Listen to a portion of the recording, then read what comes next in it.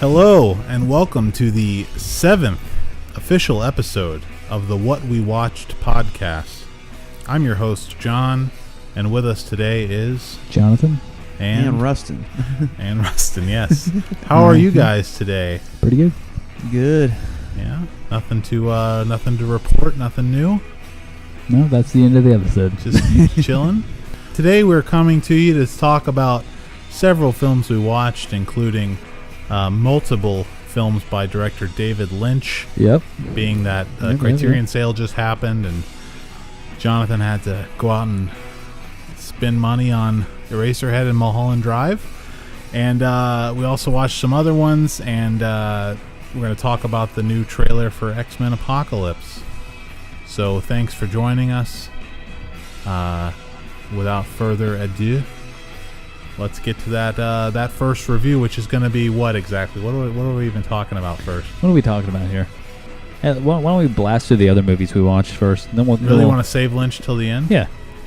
Okay. That's... we'll do that. Let's just talk about the X-Men trailer then, since we just watched it. Let's get that out of the way. All right, so the X-Men Apocalypse trailer is going to be the fourth official X-Men film directed by Bryan Singer, I think. Yes. And it's been getting a lot of shit on the internet for how the villain Apocalypse looks. Oscar Isaac plays him, and I've seen multiple references to Power Ranger villain. Yeah. And I'll be honest, when I saw the pictures of him and Psylocke, played by Olivia Munn, and the Mohawk Storm, as she's been called, I thought similarly. I thought it looked like shit, honestly, and I wasn't very excited. But seeing the trailer, I think they do a really good job with whatever they do post-production, the color correction and everything. He looks much darker and scarier, and in the photos it seemed like he looked very brightly purple, and in the trailers he looks more like dull and gray and kind of ominous. So I thought the trailer looks fine. It looks better than that still that I saw. Yeah. I'm not terribly excited to see the movie. I'm not super excited for it. It looks decent. I don't know. Looks enjoyable. I'll watch it. But, I mean, just like Days of Future Past, I didn't see it in the theater. I don't know that I'll see this one in the theater. I have to agree. I don't know. Parts of Days of Future Past was not good to me at all. I love the Quicksilver segment so much. That's like the main thing bringing me into this one. I want to see Quicksilver do some more fast running. That was exciting. And, I mean, I like Oscar Isaac, and I think his monologue in this, or his narration in this trailer is, sounds good, and I'm a little bummed that there's no Wolverine. I think everybody is. Yeah. That's like the main thing at this point. Yeah, and honestly, it seems weird when you see Michael Fassbender in the trailer. It seems weird that he's in the movie to me. Like, he seems like he's above this at this point, and yet he's still playing Magneto. I've heard a lot of people say the same thing about Jennifer Lawrence. Like, she's beyond this. But at the same time, Hunger Games just came out. See, Jennifer Lawrence, I don't feel the same way because exactly. Hunger Games just came out, and Jennifer Lawrence is 24. Yeah. Right? So, I mean, it's like she's still got her whole career in front of her. She should be doing shit like this. But Michael Fassbender's, he just did Steve Jobs. It's bizarre to see him in this now, It just seems like he's playing at a level higher than anyone else in the film can play at. So it's strange that he's not the central character. He's not the central villain, because he's clearly the best actor in the film. In my opinion, anyway. I don't know how you guys feel. Maybe about he it. wants money, and maybe I'm sure there's money. Yeah, and maybe he just I don't know. He get contracted into it. If he signed up originally for the First Class movie, which I need to watch because I've never actually seen it all the way through. Oh wow. Really? That's the only X-Men movie I've not seen. Great scene with Magneto in that movie where he takes out some ex-Nazis. Beautiful scene. Yeah, wow, that is good. Definitely need to see that. Wolverine cameos in that scene. So no spoilers. Sorry. I mean, I don't know what he's like in real life. He's a dick. He's a dick. I don't know. I'm just gonna. But maybe he's got a contract or something. When he did that first movie, he signed it to where you have to appear and kind of. I'm with, sure he's probably contractually obligated stuff, to be in it. Yeah, I mean that's true. But it just seems money. That's a thing too. Yeah, he wants money. I'm sure it's going to make a lot of money. Oh yeah. Probably. I don't know. It looks also, pretty good. interestingly enough, and we didn't talk about discussing this, but he was nominated for a Golden Globe for Steve Jobs. Hmm, So really? that's good. Although I doubt he'll win, but it was, it's a great thing. Who else? Who else was nominated? Oh shit! I have to look them up. Can we look them up? Yeah, why not? All right. I know one thing that the movie that you guys both promised you would watch and did not watch this week got nominated. Sylvester Stallone got nominated for Creed. Oh, nice. Yeah. And you guys suck dick for not watching that movie. It's not like you watch it. You have to like go to the theater and watch it. Yeah, it's not that hard. You just get in your car and you drive to the theater. No, that's not. I did it this morning. Very simple. You watched it again? No, not Creed. What'd you watch? I'll talk about that in a little while. I could just look it up right now. Look up what I watched this morning. I'm sure you. Oh, I ranked. Yeah, I ranked did. it, I did. In fact, yes. It's The Secret in Their Eyes. Don't worry about it. I'll talk about it later. Wow. I can't find any information about the Golden Globes. Who gives a shit? Yeah, I don't know. But the point is that Sylvester Stallone got nominated and Paul Dano got nominated for Love and Mercy, which is exciting. Nice. Very but nice. they're competing against each other, so I mean, now you don't know who to Dano. root for. I root for Stallone. I haven't seen Creed, so I root for Stallone. All I think right. Stallone's Really? performance is more impressive. If I was gonna nominate somebody from Love and Mercy, I'd nominate John Cusack. yeah, I thought Cusack's performance was much more transformative and interesting. yeah. Although I love Paul Dano in it, but I mean, or Paul Giamatti. I give Giamatti a nod. He was great. He's the devil. Yeah. So, yeah.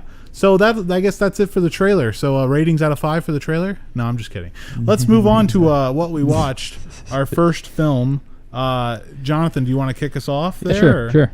Okay, go ahead. The first thing I watched was finally got around to watching Sorcerer. Sorcerer, directed by William Friedkin Yeah. of Exorcist fame. We all watched it. I think we. I didn't We watch all it. I've did. seen it before. You've seen but it before.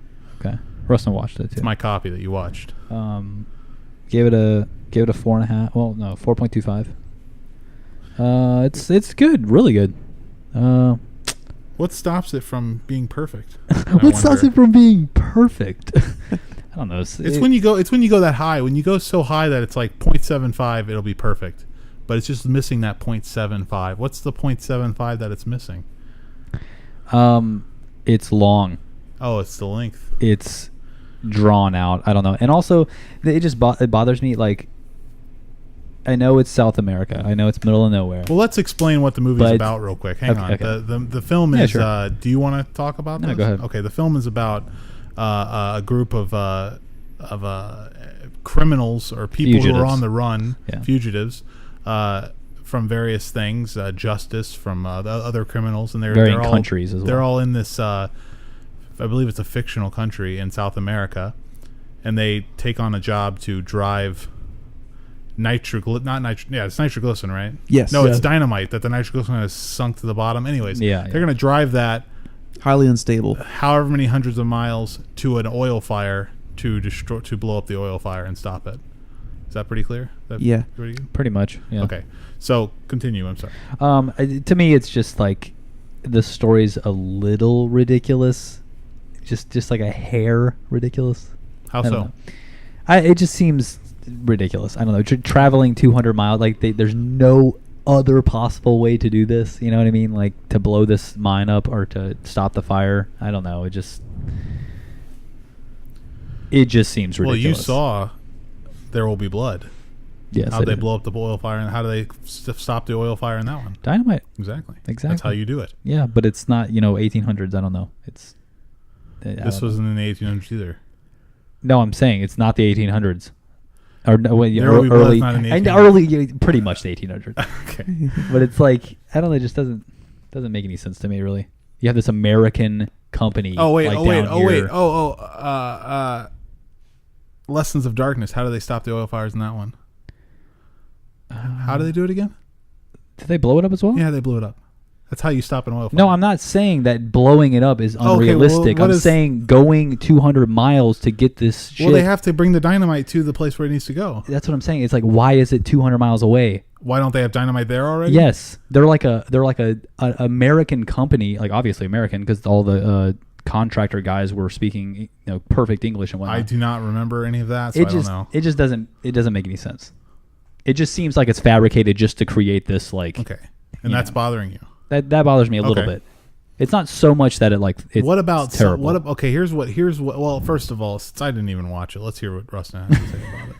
All right, but that was actually not the first several movies I watched, but we're just going to start with those. Well, yeah, just since you both watched that one, we'll talk about that. All right, I gave it a.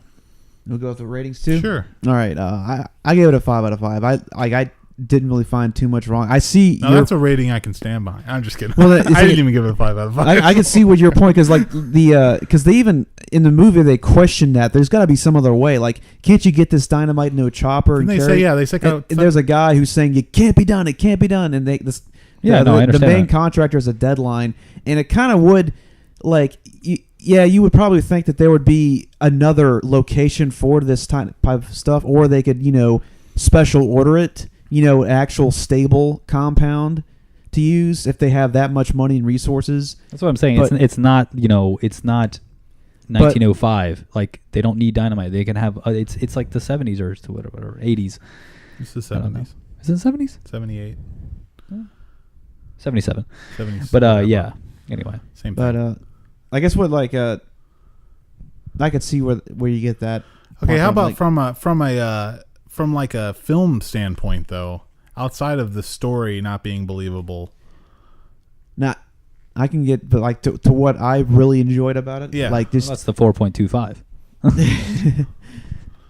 just I was like basically whenever it got to it was really interesting up to that point. Whenever they all got like each one had an individual story and they somehow ended up in that one place trying to escape from where they were going. I love the opening. Yeah, I agree. And it just started to drag a little bit. I felt through the story, I was really feeling it for the French guy who went by the name Serrano, I believe. I was feeling for that guy. Like, this guy's got a. This guy, he's the only person, honestly. And like and what's his name? The American Roy Scheider. Roy Scheider. Like, he wasn't that as bad either. But like, honestly, I didn't really care if anything bad happened to him. It was the French guy because like he had this wife and he had to leave her because he like screwed up and. Mm-hmm. He was, I guess it wasn't like he must have committed fraud or something like that, bank fraud, and he had to leave the country because his partner, committed suicide. The French guy seemed the most like scummy to me. I don't know why. I don't remember how I felt. I don't remember how I felt about the French guy. I know I loved Roy Scheider, and it made me want to see like every movie Roy Scheider's ever done. Like Roy Scheider was great in there. I love him in it. Like the character of the French guy though, I kind of felt for him though. Just like, I understand. Yeah. I really kind of wanted him to live, but at the same time, watching it, I'm gonna be spoiling stuff for anybody who may be listening to this, but during like he dies in it, and what was interesting is. It was kind of the theme of the movie is like, and I even use it in my comment about it. Like it's just shit happens. Like you can't. It's like you can try and just keep striving, but stuff's gonna happen. You may not be able to avoid it. Like, and I liked, even though he went, I liked the way he went because he was in the middle of conversing with the Arabic guy who was I guess the bomber from Israel or Palestinian bomb. Yeah. And he was they were riding in their car, and he was sort of like talking to him about his wife. Like, my wife gave it to me, and he was in the middle of a sentence like I remember her, and just really kind of upbeat moment, and then their tire hits a rock and like pops, and then they go off the edge of the cliff and explode just all of a sudden. It's incredible. But at the moment, even though it sucked that happened. Like it wasn't a high moment. So like even though he had to go, it was an instant. Like it's just something you don't see coming. It's life, but still he was in a good place in his mind when that happened. That's my favorite scene. Can you guys guess what my favorite scene is? The end. No. I do like the scene where he hits the guy with the shovel though, and the guy starts bleeding out of his neck. Oh, that was a great scene. That little fight. The bridge. The bridge is not the bridge. I think is the go-to like scene for that people was. To talk about. I was like really like on the edge of my seat with that scene with the bridge. Whenever Roy Scheider was first. It's going incredible. by. But my favorite scene is the one where they make the device to blow up the tree. Yeah. Oh, that was bad. Rules. That was awesome. Good. When he cuts the pocket off the one guy's pants to make the pouch for the sand, and then he like pokes the hole in it as like a timer. Yeah. That was another thing too. Is they all have this common goal, no matter where they all came from. It's showing that if you have a common goal, you can somehow work together. Like, and they have to. Like the Palestinian guy, he wants to kill that other dude who killed the old German guy, like the one he called the Jew dog or whatever. Which I don't think he was Jewish, but he wanted to kill him because he knew he had killed the German guy, so he could get on that route with them. But they had to work. They put all that aside just so they could get over the obstacles and get to their end goal, which was to get the money, for doing the job. Yep. That's another problem for me, though, is they're doing this to get money. They're risking their lives to get money to get out of the country. But it just doesn't make any sense to me. Why just fucking leave the country? I don't understand. And they say in the movie, they're like, it's really hard to leave the country. It just doesn't, why is it hard to leave the country? You're in the middle of nowhere. Maybe that's why. It's because they're in the middle of nowhere. It takes money to get out. Why? If you had no money right now, yeah, how easy would it be to leave the state? If it's that bad, I would just walk. In the jungle? They're surrounded by jungle. There's roads. Obviously, they drove down the roads. What are you gonna eat? I don't know. Scavenge. I'm not going hyper realistic with this here. It's just little things that were. But just but if you're gonna nitpick something for not being realistic, I'm not. No, it's not. It's not that. It's just. It's a really realistic movie, and it's just teetering on this kind of ridiculousness. It's a very ridiculous scenario, but it's good. I mean, to be fair, it's a remake of a French film. Yeah, okay. So the scenario doesn't come from this film. No, that's fine. No, I'm not saying this is a good movie. I gave it a fucking 4.5, pretty much. No, I'm not. Yeah, I know. But I don't know. It just bothered me. I was watching it, and it took me out of it. That's what I'm saying. I'm just you hated this movie. No, it wasn't fully immersive, and I'm just took me out of it. You found an element that just didn't appeal. You couldn't. It couldn't completely click all the way. You just didn't. You couldn't get hard. Exactly. Right? Yeah. Yeah. Just wasn't getting you there. Yeah. Just a semi flaccid. But yeah. I mean, some of the scenes, dude, were just ridiculously good.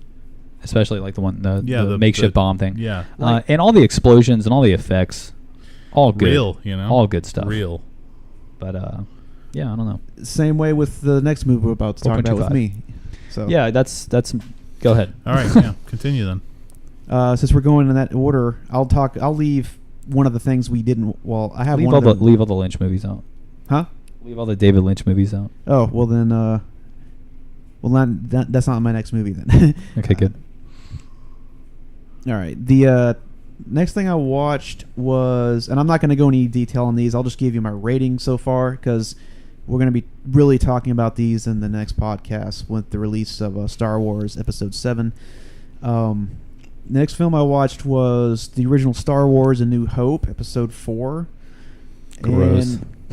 I'm not looking forward to watching this shit at all. See, it was still entertaining, even though I've seen it 100 times, like all the other ones. But the redone with the added CGI did not age well. I just feel like I'm going to be really bored watching the first one. It was kind of that because on my phone. I've seen it so much and everything. You know what happens, and it's just kind of. Yeah, I gave it it was a 3.3. It was not quite 3.5, but it's still good, but not. It just. Oh, I was confused then because you said 4. You meant episode 4. Episode. Okay, when you said 4, I thought you meant you gave it a 4. Oh no. Okay, but no, it's 3.3. It was still entertaining, but there's just. It probably would have been a little better if the CGI wasn't added. It just. All right. Aged. Yeah, John? that's gotta be. Yeah, that's gotta be brutal. Watching that Jabba the Hutt scene and shit. Trust me, gotta be. Prepare yourself. I'm not going to because Allison's got the original DVDs. Oh, okay, good. You avoid all that stuff. The original DVDs without. There was this small period of time. I think it was 2006 where they released remastered DVDs without the CGI added. Oh, I didn't know that. And she got. Yeah, them. it comes with both, the special editions and the originals, right? No. I don't think there are any Blu-rays that aren't untampered. So no, the ones I have were completely. What are you gonna do? Yeah. I don't really know how much I care, to be honest, at this point. Like I might not actually watch them. I'm gonna watch them. I plan to watch them. I just don't know how much I really give a shit that like there is CG added to some. I mean, it's just like, because I don't care about that much about these movies. If they like added CG to like The Godfather and wouldn't release any Blu-rays with that, then I might have a problem with it. But it's like Star Wars is not something it's got a little bit of nostalgia because we used to watch when we were kids. But it's honestly, it's not that big of a deal to me. I don't give that much of a shit about the original movies. I want to see the new one. I don't expect it to be great. I'm hoping it is, but I expect it to be, okay at best. Absolutely god awful at worst. Mm-hmm. And I did watch an interview. Well, kind of an interview, a video from Vice with Adam Driver, where he said that somebody asked him if the new one is better than the prequels, and he said, "Yeah, fuck yeah." So maybe that bodes well, I guess. The first film I watched after the last episode was We Are Your Friends, which is a movie directed by Max something. Hang on, I'm almost there. Max Joseph, who is a co-host on the MTV show Catfish, and which my wife has been very into watching recently. She watched like all 4 or 5 seasons in like a week or two. She's just obsessed. And Max Joseph is apparently like a filmmaker himself, and he had been wanting to get this movie off the ground, and he directed it. And it's about this young kid who makes electronic dance music. He's like a DJ for clubs and stuff. Mm-hmm. And he's kind of on the periphery of the scene. Like he's DJing at clubs for free, essentially, for drinks. Like they give him drinks for free, and that's what he does. But but he and his friends are like trying to become bigger, and they're like, we got to do this and we got to make this move, and it's all about making money and like becoming bigger and famous and everything. Yeah. And he meets up with this kind of older, established DJ played by Wes Bentley, who's got the synthesizer that David Bowie used in Space Oddity. It's a cool scene. And they become friends, but then trouble ensues because Wes Bentley's got a hot girlfriend, so Zac Efron's got to fuck her. And, does he? Oh yeah, and it's a problem. And they falling out, but then they team up again. It's ridiculous, but it's not that good of a movie really. But it's interesting. It's an interesting idea to make a movie out of this like kind of ridiculous subject and try to take it seriously. Yeah, and it does all right. It's not terrific or anything, and I can't even like recommend watching it really, but it wasn't horrible. I really enjoyed. There's a scene where Zac Efron's character takes Molly, which is a drug, as I understand it. I don't know exactly what it means, but it's called Molly. They call it Molly, and they rotoscope the whole drug sequence. It's like they draw over the footage, so it's like animated. It's really cool looking. So that's what I watched. Jonathan? Oh, bunch of Lynch movies that we'll talk about in a little bit, and the only thing I watched was Best of Enemies. I watched that. Okay. Is that because I watched it? Yeah, I saw it on Netflix. We were stupid, and we had seen the trailer like a month or two ago, and we rented it on iTunes for $5, and then watched it, and then directly afterwards went on Netflix, and it was one of the new releases. Oh and we my were God. so pissed at ourselves. I couldn't believe we spent $5 on this shit. Not that I didn't like it. I mean, how'd you feel about it? It's really good. Makes me really appreciate Gore Vidal, which is weird because I never thought about these people. Really, like this guy. I'd actually never even. I've heard of William F. Buckley before. Well, the movie first off is a documentary about these debates that William F. Buckley had with Gore Vidal in the late '60s at the Democratic Convention and the Republican Convention, and it's like the birth of the way the media is now, like the talk shows that they have on like Fox News and CNBC. Yeah. And but yeah, I'd never even really heard. I've heard William F. Buckley's name, but I didn't really know who he was going into it. And but I know a little about Gore Vidal because he wrote some books that I was interested in reading a couple of years ago, and I've read all his Wikipedia page and everything when I was working at the library. And he wrote a lot of historical fiction, which seemed really cool, like stuff about the ancient Rome and things like that. Yeah. So I was interested in reading some of that, but I never got around to it because they're like 1,000-page books, But and he's mentioned on an episode of Frasier. And Family Guy. So that helps. Oh yeah, and Family Guy. He comes in on isn't he? Yeah. Like he's not on the. It's not him, I don't think. But But it's he like, comes in on but like the their animators- talk show. Yeah. Like Stewie and Brian have the talk show. the radio show. And they're doing like fart noises and they're, like, shooting hot dogs out of women's breasts or something. But anyway, no, it was great. Yeah, I mean, not really much to talk about, but I mean, like it goes into like both their histories and, you know, how the country was extremely, you know, split half and half back then, and not at all like now. Yeah, I mean, it pretty much. I mean, I think that's the reason they make the movie is because that's the reason they can get a movie like that made is because it's so exactly pertinent or whatever. But I don't know, it made me really like Gore Vidal. Yeah. I mean, as much as William F. Buckley, like they portrayed him as like this, you know, debate master, and I'm like, yeah, that's cool, but like he just seemed really like I mean, like I guess like his critics of the time were like calling him a pompous, you know, elitist, whatnot. You know, he doesn't know his privilege and whatnot, so forth. But I got that. Like they're right. Like the entire time I'm like, this guy's a fucking douchebag. Like he's sitting here like arguing with this man who's like obviously right. You know, and he ends up like it descends into him like calling him a queer or whatever and threatening to hit him. Yeah, and it's just like it's so interesting. Reminds me of Bill O'Reilly or something. Exactly. I don't want to get into politics, but it's just so interesting that like even back then you got your right winger who just like the end all is I'm going to hit you. Like violence is the answer. And it's like you know? it's kind of stuck with me over the past week. I've been thinking about it, and like he kept saying, you know, like, you know, there's handouts. You know, nobody needs a handout. Blah blah blah. You know, and it's just like today. Like I highly recommend watching this. Like this is just like a mirror image of like today and then. They're the same, and it's ridiculous how we're still in the same fucking position as we were then.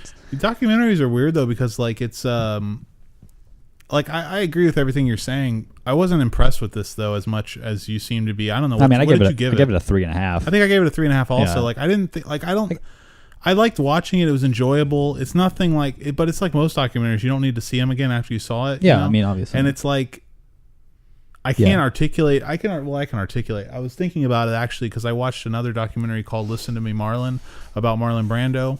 And I was thinking about how there's like, and there's probably, if anyone actually listened to this who knew anything about movies, they'd probably call me a moron. But I feel like there's 3 different kinds of documentaries, and only 3. And you've got like your talking head, recent Errol Morris type documentaries, you know, where they interview a subject about an event that happened, and like Tabloid, which I don't know if you've seen, but it's this movie about an incident that happened in the 70s, and they just interview people who were there. That's like Into the Abyss. That's pretty much what they do. Like Herzog's? Yeah. Oh, yeah. I mean, well, yeah. Okay. That's fair. That's fine. Yeah. And I mean, he and, you know, Errol Morris, whatever. So there's that kind, right? Then there's the, like, less blank kind where you just follow people around doing something, you know, like I want to document what you're doing. It's very passive. Yeah, it's just like the camera's there and the person is just like they're interviewing them, but they're interviewing them as they're in their situation, in their environment. They don't like put them on a stage or put like, you know, a light on them or anything like that. It's not like talking heads. And then there's the third kind, which I feel is much more recent, which is like Listen to Me, Marlon, which are these documentaries that are or like the Cobain one, Montage of Heck. It's like these ones where you just throw things together from like a collage, you know, you like using audio and visuals and pictures and animations or whatever. You just throw all these things together on the screen, and that's how you tell a story through editing, essentially. I gotta say I can't stand that. I'm not gonna lie. I don't know. I'm the biggest fan of the less blank style. I love and I think Herzog does that too in a lot of his documentaries, where you just go in and like talk to people and walk around and like see things as they're happening. My least favorite is the first one I talked about, Tabloid, which is like what this one is. Yeah. Which I don't. Well, there was a lot of footage. No, I'm not saying there's not footage, and that's fine. I'm just saying like it's like you're documenting this event that happened in the past, and it's fine because there's no other way to make this movie. It's not like they can go back and say, well, let's put cameras around them and like follow them around. You know, this just seemed like it was on CNN. Like the CNN presents Best of Enemies. Like, you know what I mean? It just seemed like an afternoon show. Right. Like, it wasn't so like I mean, exactly. So I mean, from like a filmmaking standpoint, it's not impressive. Yeah, exactly. Right? Yeah. Whereas like something like one of those like Herzog going into the caves in Cave of Forgotten Dreams and like even something as accessible as Grizzly Man. Right. Like he's very passive in that. Exactly. Even though he's narrating and he's like, does he? I haven't seen it in a while. He narrates. Yeah, he's narrating and he's involved, but it's still very passive. Like you're engrossed like in this character. Actually, Grizzly Man's like a weird combination of the two. It seems like of the montage of Heck kind of thing, and the other one because it's like it's using almost all of what's his face's footage. I can't remember his name. Treadwell's footage, and but it's also got interviews with people and scenes where Herzog is talking to individuals and stuff like that. So, but I don't know. It struck me after I watched this one and Listen to Me, Marlon. I watched these back to back, and it just struck me that there's like three different types of like distinct types of documentaries that I've seen. I'm with you though. My favorite is always the passive. Like just I love it. I just a moment in time. It is a film. It's a moment in time, but it's real. Like it's and that's what's incredible, especially about Les Blank. And I mean, I know I'm just like name dropping like a motherfucker. I'm not trying to, but I'm gonna need a broom and dustpan to sweep all these names. But I watched a lot of those documentaries in that collection, Always for Pleasure, and they're all like that. It's just this document of a time. It's not even like you could look at those documentaries like they're not even about the people who are in them. They're not even about the thing that he's not like the Cajun people who live in the bayou or this festival of peace in the 60s. They're not even about that. It's about documenting like this very specific time. You have to in think about the word. Okay, documentary. You're documenting something, and it's like when you're manufacturing something that has happened, like the montage of Heck. I saw a little bit. I didn't watch the whole thing, but okay. It just feels very manufactured, and you're not actually like taking something and like you're not taking that piece of time, and it's just I don't know, it feels fake. I feel like you said, the editing, it's making something like purely out of editing almost. Yeah, and it's like, I think it's a little manipulative, especially in Montage of Heck and in Listen to Me, Marlon. Those kinds of documentaries because you're able to use the audio that exists of somebody talking. Yeah. And you can splice it any way you want to make it sound like they're saying something or expressing some feeling that may not be 100% genuine. And there's no way for them to correct you because they're dead. Yeah. So it's like, and Montage of Heck is a little, it's like, I like Montage of Heck. I enjoyed watching it. I thought it was decent and it gave a good insight into who Kurt Cobain was, at least according to the filmmaker, but that's the problem. It gives a good insight according to what Courtney Love allows. Exactly. Like Courtney, it's the only one that's ever been allowed by Courtney Love. So then I have to ask myself, like, how genuine is this? Like it's made by someone who was insanely intimate and close with the subject. It can't be objective. And his possible killer. And it can't be objective for that reason. And the same thing with Listen to Me, Marlon. Like Marlon Brando's been dead for years. They have these tapes that he made because he was an eccentric. He just recorded himself talking a lot. They have all these tapes, hundreds of hours of talking, and they just splice it all together. And they splice it together so extremely that like you can tell his young voice from his old voice, and it'll jump like in the middle of a sentence. It'll cut to like him as an old man for the rest of the sentence, and I'm like, well, that was clearly spliced together. Like, how genuine is that thought? Yeah. But at the same time, I enjoyed Listen to Me, Marlon a lot. I thought it was great, and it was like a biopic of a documentary because it was just telling the story of his life, all the way from like when he was born to when he died. Yeah. But it just wasn't telling it through interviews. Like no interviews. The only footage they shot for it was apparently before he died, like right before he died, they digitized his face so that they could. I don't even know why. They don't explain why, but he like talks about it in the thing in his tapes. He's like, they took pictures of my face and they had a laser running over it, and then they have these images of his face like in a computer for like the future when they do CGI actors. Yeah, I guess, and they might have even used it. Come to think of it, in Superman Returns, they have Marlon Brando plays the father in that movie still. Oh crap! And he's like I think he's like behind glass. Yeah. Anyway, so they might have used it for that. I don't know, but Anyway, so I mean, I guess I'll just since I'm not going to talk about Listen to Me, Marlon anymore. So what's your ratings on Best of Enemies? I think I gave Best of Enemies 3.5. I gave Listen to Me, Marlon a 4. Cool.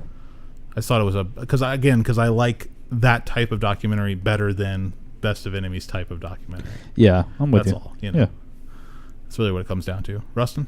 On the subject of documentaries, I have a question about documentaries. Like, your interpretation of what this one would be. This is one I watched a while back, and it was, I think, before we started doing the podcast, but it was called the Goebbels Experiment, and directed by Lutz Hockmeister. I believe it's Lutz Hockmeister. Hockmeister. Yeah.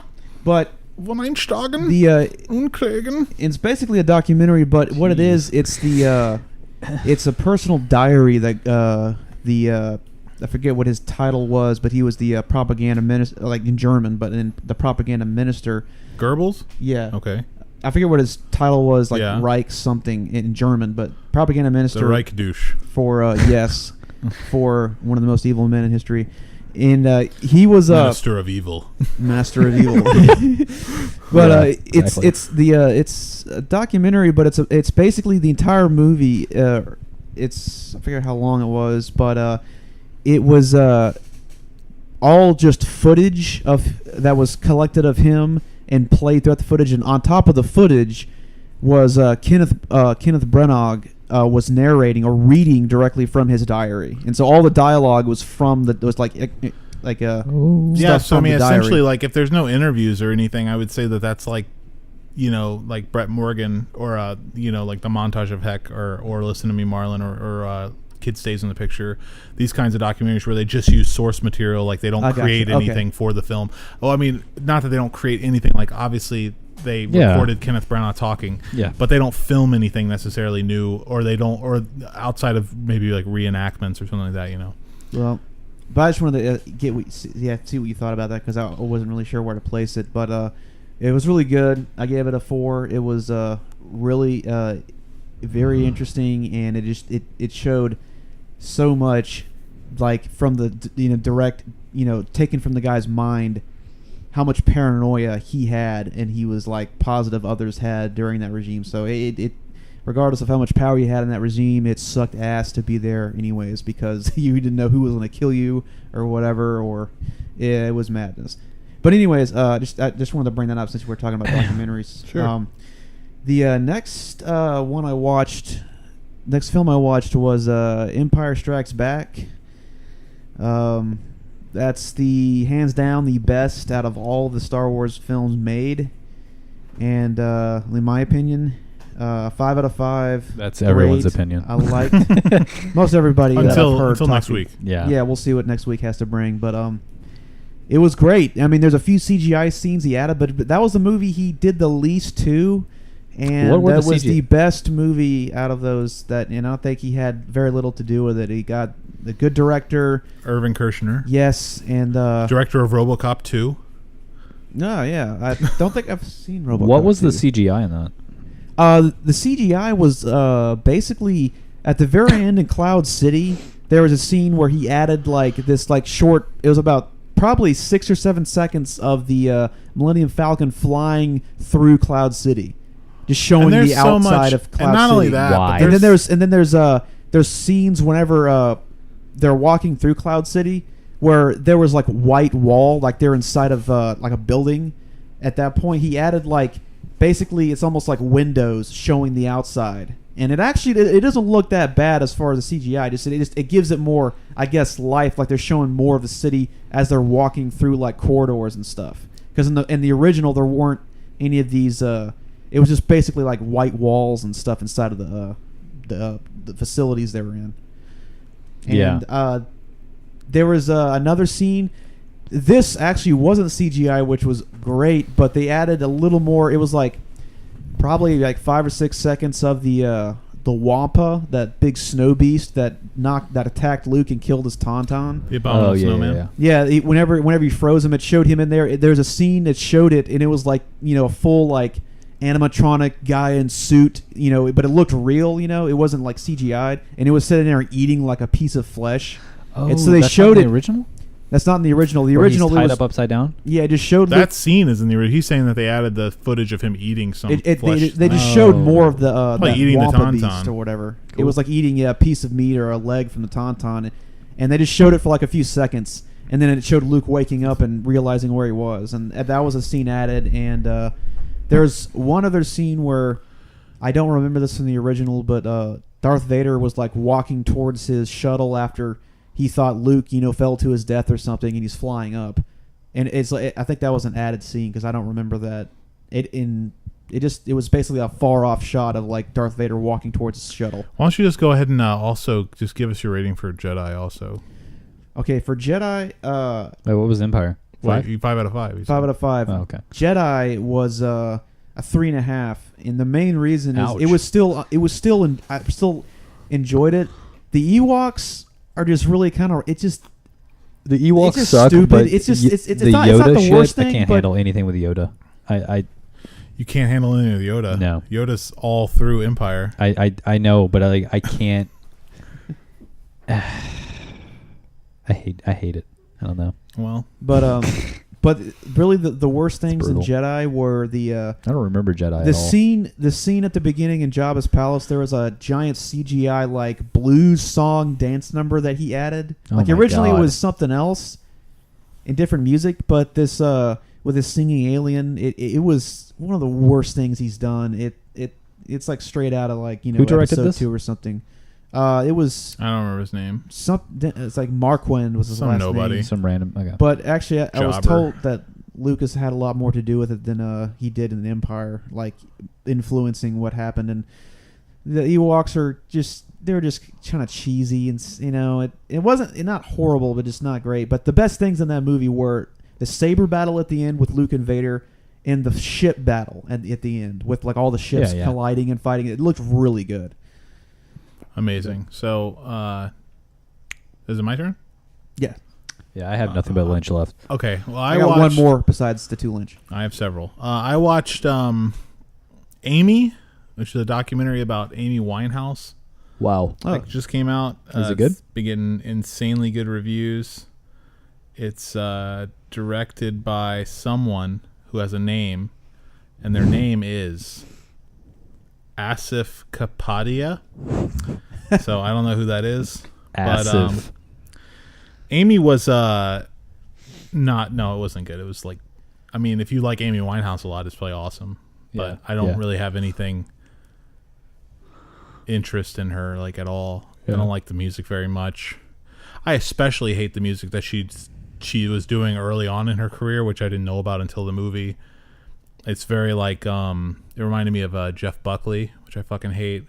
Yeah. It's just kind of like faux soulful electric guitar, I just can't stand it. Anyways, and it's a well-made movie and everything. I mean, it's fine, but it's just I think they give her way too much credit for being this astonishingly good singer or whatever. I mean, she's okay, I guess. She can sing, and she's got a unique voice. I'll give her that. But it's just not. It's not like she's some kind of genius or something. I mean, Nina Simone or something. Yeah, I don't even. I mean, yeah, it's like even if they made a movie like this about Nina Simone, I don't know that I would give too much of a shit because they do. There's one on Netflix right now. Right. Well, so like I don't know who. I mean, what is the big deal? It's like if you make a movie like this about John Lennon, I get it. John Lennon, okay, he's John Lennon. He wrote some of the most famous songs in the history of. What if they music. did it on like Billie Holiday? I don't know. I mean, I don't know that much about Billie Holiday or Nina Simone, so it's like it's hard to say. I mean, and they're I think very Billie Holiday would prolific be. singers. I think Billie Holiday would be more interesting, simply because she died broke and everything, like a heroin addict, and Amy was still very famous and rich. Just passed away in her sleep. Wasn't even exciting. Yeah, I know. I'm with you. I'm totally with you. I think she's shit, and it's like making a fucking documentary about Britney Spears if she OD'd in like 06. Yeah, I mean, it's like it who, is. That's who really exactly gives what a it's shit? like. That's exactly what it's like. It's like we've come this That's far. not exactly what it's like because I mean I want to give her a little bit more credit than that. Like she writes her own music, so it's like okay, at least she writes her own music. But you can write your own music, but it's still shit. Yeah, I mean, I'm not sorry. saying- yeah, it's I'm painting in broad strokes here, but it's okay. Yeah, it's not good. I wasn't a fan of the film. It was okay. It was really long too. Just didn't have me. All right, next wasn't one. a fan. So it's Russell's. No, do a couple more. Oh, you want to do a couple? You said you had several. You have more than me, so go ahead. After Amy, I watched Listen to Me, Marlon, and Best of Enemies back to back. Then I finished watching the comedy finally. Fuck yeah. Which I actually, this is weird because it feels like I just finished watching, but I guess I did. It was like Thursday night when I finished watching it. and the comedy is great. It's really good, and it's I'm not gonna like dwell on it too much. I just think it's brilliant. I think the character is really interesting. You never see a character like this in any movie ever. Just someone who just has no time for anybody, just hates everybody. But the apathy is like he hates them exactly. 1/10. He hates them in this very passive way, where it's just like all he's trying to do the whole movie is entertain himself. That's really all it is. It's very dark. Like, so there's a scene early on where he's walking in this just randomly walking on a sidewalk in the suburbs, and he comes across these Mexican day laborers landscaping, and so he just takes his shirt off and starts working with them. And here come and they don't pay any attention, whatever. They're getting paid $1.50 an hour or something, so they don't give a fuck. He's helping him out. He's like hoeing the ground and everything. And then here come the owners of the house, like these two rich white people, and they come around and they're talking about, oh, this is looking great. They're doing a great job. And he comes over and starts talking to him as if he's the foreman and he's in charge. He's like, oh, my guys are working hard out here and it's really hot. And he convinces these two rich people to let his workers, his quote unquote workers, take a dip in the pool because it's so hot out. And they say okay, like they're reluctantly. They're like, okay, I guess. And then he just puts his shirt on and walks away. It's like, oh, I think he did that. That was fun, And it's just like that's all he's trying to do. He's just trying to get something out of life. It seems like he's just like, I just want to be entertained for a second. And it's like he looks at everything as entertainment too. It's like no matter how offensive it might be or how upsetting it might be to someone else, like he goes and he visits a hospital. He visits a dying man who's not his father. His father's dying in the hospital, but he visits another man, and he combs his hair. Just like all these bizarre things, and like and the scene, obviously the dark scene at the end where he goes on a date with a girl and she has a seizure, and he's just completely unaffected and drinking his drink and just watching her have the seizure, like as if it's like performance art or something, And he's just, oh, this is interesting, Never seen somebody have a seizure before. I'll just watch this. And I just loved all that. I think it was really great, and it's surprisingly very, very funny. Like I remember thinking entertainment was going to be funny, and entertainment isn't funny at all, really. I mean, well, it's not really trying to be, but it's like. But the comedy is very hysterical. Like there's a scene with Greg Turkington where they just start talking about hobo dicks, and they go off on this like rant about hobo dicks together, and it's the funniest thing I've ever heard in my fucking life. And then there's the scene where actually he meets that girl in the that he goes on the date with who has a seizure. He meets her because he's working as a dishwasher, even though he's a millionaire. He's working as a dishwasher to pass time, I guess. Yeah. And he meets this girl, and he charms her, but he's like completely repulsive. But it's charming to her for some reason, and it's just great. I don't know, and his performance is fantastic. Tim Heidecker is the Will Oldham of his day. I mean, like these two men need to be in way more fucking movies. Yeah, it's offensive that they're not. I say more dramas too, like more stuff where they get to flex their acting muscles, whereas like you'll see Tim Heidecker and all sorts of shit, like, and he has any number of shows on Adult Swim, but they're comedy, or they're trying to be ridiculous humor. Yeah. So anyways, I gave it a 5 out of 5. I thought it was beautiful, and that's a rewatch for me. I've seen it before, but anyways, I watched 3 Lynch films in a row, and then I watched last night I watched another documentary. Sorry, my wife really enjoys documentaries, so we watched the 7-5, which is a documentary about police corruption in the 80s in New York City and Brooklyn, back when Brooklyn was like a bad place to be, before it was like hipsterfied and gentrified and everything. And it was all right. It's about this one particular dirty cop who gets really dirty, like he becomes a drug dealer, and he's protecting certain drug dealers and like busting other ones. It's like basically like Vic Mackey from The Shield. Yeah. Except he doesn't kill anybody as far as I know, but he does try to kill someone, but he fails. And he gets caught and he goes to jail for like 12 years. And the movie's told in retrospect, and it's all right. It's like, I don't know, it loses its luster a little bit, because it's like, even though you're like, wow, it should be shocking that this stuff has happened, but it's just like dirty cop is such a pervasive element in fiction now. Yeah. Especially since The Shield, it's so much. It's not even shocking to me. It's just like, well, yeah, of course there are dirty It's cops, assumed. and this is the '80s. Like, of course everybody's dirty. Like, this is before Giuliani and whoever cleaned everything up, and so I don't know, but it was all right. It was a fine watch. I don't know. So I'll let Rustin go, and then I guess I'll talk about my last one, which is what I watched this morning, and then All right. go ahead. All right. Last thing I watched before the 2 Lynch films is Ghost in the Darkness. The Ghost in the Darkness. Ooh. Which I haven't seen in probably since like the mid-90s. Directed by Stephen Hopkins, I believe. Yeah, it was 96. Wow. Starring Michael Douglas and Val Kilmer. And Starring Val Kilmer. Val Kilmer, yeah, starring Val Kilmer. Michael Douglas was definitely a supporting character that came in kind of midway. Remington, the famous American hunter. Basically, he's kind of like an American version of. They kind of talk to like the native guys. They talk about him like he's the American version of. And I can't remember. It's the British survivalist hero. Bear Grylls. Huh? Bear Grylls. Not Bear Grylls. No, it was a book from that time period. He's famous for the book. Jack London. The I don't know what we're talking about. no, it's I can't think Count of the of name. He's Monte like Cristo? Indiana Jones, but it's a British, Okay. person in Africa. But Anyway. like, he's kind of British like Jones. British Jones. We'll just go with that. What's But the he's story? kinda like that.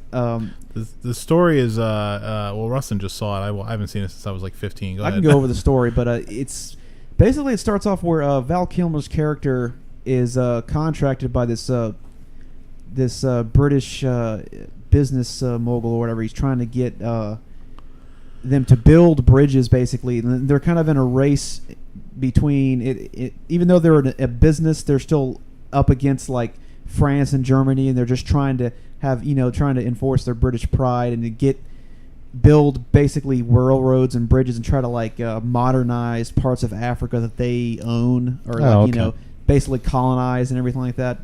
And so he hires. And this is in like the 1800s. This right? is no, it's it's 18. It's either 1897 or 98. But Val Kilmer is an engineer, a Royal Army engineer who's hired to go to Africa and just build this bridge. And while he's down there, it starts off where there is this man-eating lion that actually kills one of the workers, and so he goes out and he is able to wait in a tree as bait, and finally the lion comes and he's able to shoot it, and he feels like it was a lucky shot, but he kills it in one shot, like headshot. And so all of them think he's a hero, all the workers, and so they respect him and everything like that. And then later on, these 2 lions show up, and they start just systematically killing all these men. And he tries he might with different traps and strategies. He cannot get these lions, and it gets to the point where the businessman in charge just gets frustrated, and he ends up hiring out and getting Michael Douglas's character Remington to come in and try to help hunt and kill these lions. And so what they do is they basically team up, and they have to take on these lions, and and it ends up where all the workers just leave just because of all the killings, and they can't figure out what the deal is. Like they think these lions they're almost like men. It seems like they kill for the pleasure of it, which is just once they get the taste for human meat, right? Exactly. Isn't that It's kind of supernatural in a way, because they always refer to these lions as their demons and stuff, because they're killing without mercy. They're just going after, and they actually find the lair of these lions, and there's just piles and piles of bones, like they've been killing humans for like decades. And unfortunately, this is they don't have that kind of technology, but they calling the napalm strike. It gets to a point later. 1897. It gets to the point later in the film where they actually they are able to eventually kill both lions. And Spoiler. Yeah, spoiler. Jeez. This tells every detail of the movie. Nobody's gonna watch I'm this. just kidding. Yeah. No, it's really No great one. though. I loved it when I was younger. Entertaining. I mean, I loved it. It was like watching it again. It's not like super phenomenal or anything, but it's entertaining. It's solid. It's but it's 3.5 for me. It was, I mean, it was like just like I said, it's not really spectacular, but it's just entertaining. It's something I could watch. You know, like next week if it's one of those movies, kind of like with like a lot of the action movies from the 90s. You could just turn them on if they're on TV or something like that. Just like, I'm sit down and watch this. Shawshank. Exactly. Though I think Shawshank 90s action movie that. through and through. Yes. But it's one of those movies you could throw on. Though. And what's Yeah, weird definitely. and what's funny is this. They say in this movie is all even though it sounds ridiculous, everything's true. Which I'm not sure everything in the movie is true because it's a movie, but I don't know what was real and what was not. But these two. Well, I know lines Remington's not a real person. I know he's not. But the two lions evidently I haven't never gone to see them, but they're in I think it's the Chicago Zoo, or I can't remember where they say it was. But these two lions are mounted that were killed during. Oh, really? They're in a zoo somewhere in the U.S. Wow. I'm at a zoo, a museum in the U.S. I can't remember where. I think it's Chicago. Zoozeum. A zoozeum. But anyways, cool. Well, that's yeah. I liked it a lot when I saw it. I used to watch it a lot. I mean, I've seen it probably a half dozen times when I was younger. I haven't seen it a lot. I actually tried to start watching it on Netflix about a month or two ago, and it was like the video was really weird, and it was like doing all these bizarre like staticky things at just in that first scene where he goes and meets with the guy who wants him to build a bridge. Yeah, it just looked really strange, and I was like, well, I can't watch it if it looks like this. So that's weird. I'm just gonna wait till I can get the Blu-ray or the DVD or whatever. But the last movie that was your last one, right? Yeah, before the last movie I watched, not counting the numerous Lynch films, is Secret in Their Eyes, which is brand new, just came out a couple of weeks ago. It's directed by Billy Ray, written and directed by Billy Ray, and stars Nicole Kidman, Julia Roberts, Chiwetel Ejiofor, Dean Norris, other people. Anyways, it's Alfred Molina is in it, which is great. I didn't know he was in it, and then he just shows up, and it was pretty good. It's a movie about these this task force right after September 11th who are watching a mosque in Los Angeles because they believe that Los Angeles is going to be like the next target, and a person gets killed and dumped in a dumpster behind the mosque. So they have to go investigate that, and when they do, they find out that it's the daughter of one of the investigatory teams, played by Julia Roberts, and of course, very dramatic. Oh yeah, she freaks out and screams and stuff, and then they essentially like look for the guy, and they capture him and they bring him in, and he essentially confesses, but they don't want to arrest him because he's an informant, and they think that Alfred Molina is in charge of the thing at that point, and he thinks that the guy's more valuable if they let him stay on the loose, and he'll give us information about the mosque and terrorists and stuff like that. So it doesn't really, he actually says point blank, he says he's untouchable at one point. He's like, this guy's untouchable, don't do anything. Now this movie, I have mixed feelings about it because I really like Billy Ray a lot. He wrote and directed Shattered Glass, which if you ever want to shit talk Hayden Christensen about his acting in Star Wars, feel free. But Indeed. Don't shit talk Hayden Christensen as an actor because he kills it in Shattered Glass. Really? It's astonishing how good he is. Is this recent? It's from 2005. It's like right after those movies ended. It's also got Peter Sarsgaard in an incredible role. He was nominated for anyone Golden can turn Globe. around and just blow your mind. I mean, Yeah. I mean, he's really very, very good. He plays the main character whose last name is I think it's Philip, or no, not Philip Glass. I'm not making sense. What is his first name? I don't remember his first name. Anyways, Stephen maybe. His last name is Glass. Anyways, he made up a bunch of articles and wrote them, and he gets accused of whatever that is, would be fraud, I guess. Anyways, it's a true story. But anyways, that's a great movie. Billy Ray wrote and directed that one. He also wrote the script for Captain Phillips, which is fantastic. Oh yeah. Mm-hmm. And so I was psyched to go into the Secret in Their Eyes movie. This new Billy Ray film, and I was so jazzed about it. And it's really middle of the road. I mean, it's painfully middle of the road. Actually, it's exactly what you would expect from like a crime thriller. and it's got more. I'd say it has like more dramatic elements, like more emotion and stuff than your average crime thriller. But I mean, other than that, it's not. The performances aren't that impressive. I think Chiwetel Ejiofor does fine. Dean Norris is just endlessly watchable. Hank from Breaking Bad. He's astonishing. Like everything he does is great. I can't even like he's just so effortless too. You know, he's just charming and just great to watch. Yeah, he's good. But Nicole Kidman is like retarded in this. I don't know why she's in it. It makes no sense. Julia Roberts looks like an old hag, like a witch or something. She's just so like they like play her looks down so much that it's like weird. The trailer, seeing her like break down, and she's like in the dumpster. Yeah. Can't do it. That I can't watch this movie. Can't see this. She looked.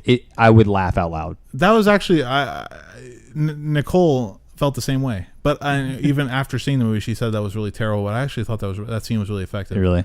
Yeah, I was like, I wasn't moved or anything by it, but like whenever it happened, I was like, I was waiting for it to be like, oh, don't do that. Oh, that's bad. Oh, that's cringeworthy. But like, it never got to that point. It was very like authentic, I thought. And like she said, she was like, Julia Roberts has to have this Sean Penn Mystic River moment, and I was like, I don't know. I think that moment in Mystic River is less authentic than this one. Like, I don't think Sean Penn did a very good job in that. But I'm in the minority there. Obviously, he won the Oscar for that movie. But that movie sucks cock. Yeah. I'm not ashamed to say it. It's awful. But Secret in Their Eyes, you know, it's told in a very strange way too. It's got all these like flashbacks, and the structure's just very bizarre. Like, it's told partially in 2002 and partially in 2015, and a lot of ins and outs that are kind of unnecessary. And like I say, it's just very, very generic. And so I gave it a 2.5, which is, you know, the perfect middle of the road. And the twist at the end was a twist, which is a mistake. Really? Like, twists they rarely work. And in this one really is. Talk about, what were you talking about earlier? You said it was unbelievable. What movie was that? Sorcerer. I've already forgotten. Okay, yeah, Sorcerer. Talk about unbelievable. The twist in this movie is so ridiculous. And played realistically. Spoiler. Okay, spoiler alert. Spoiler.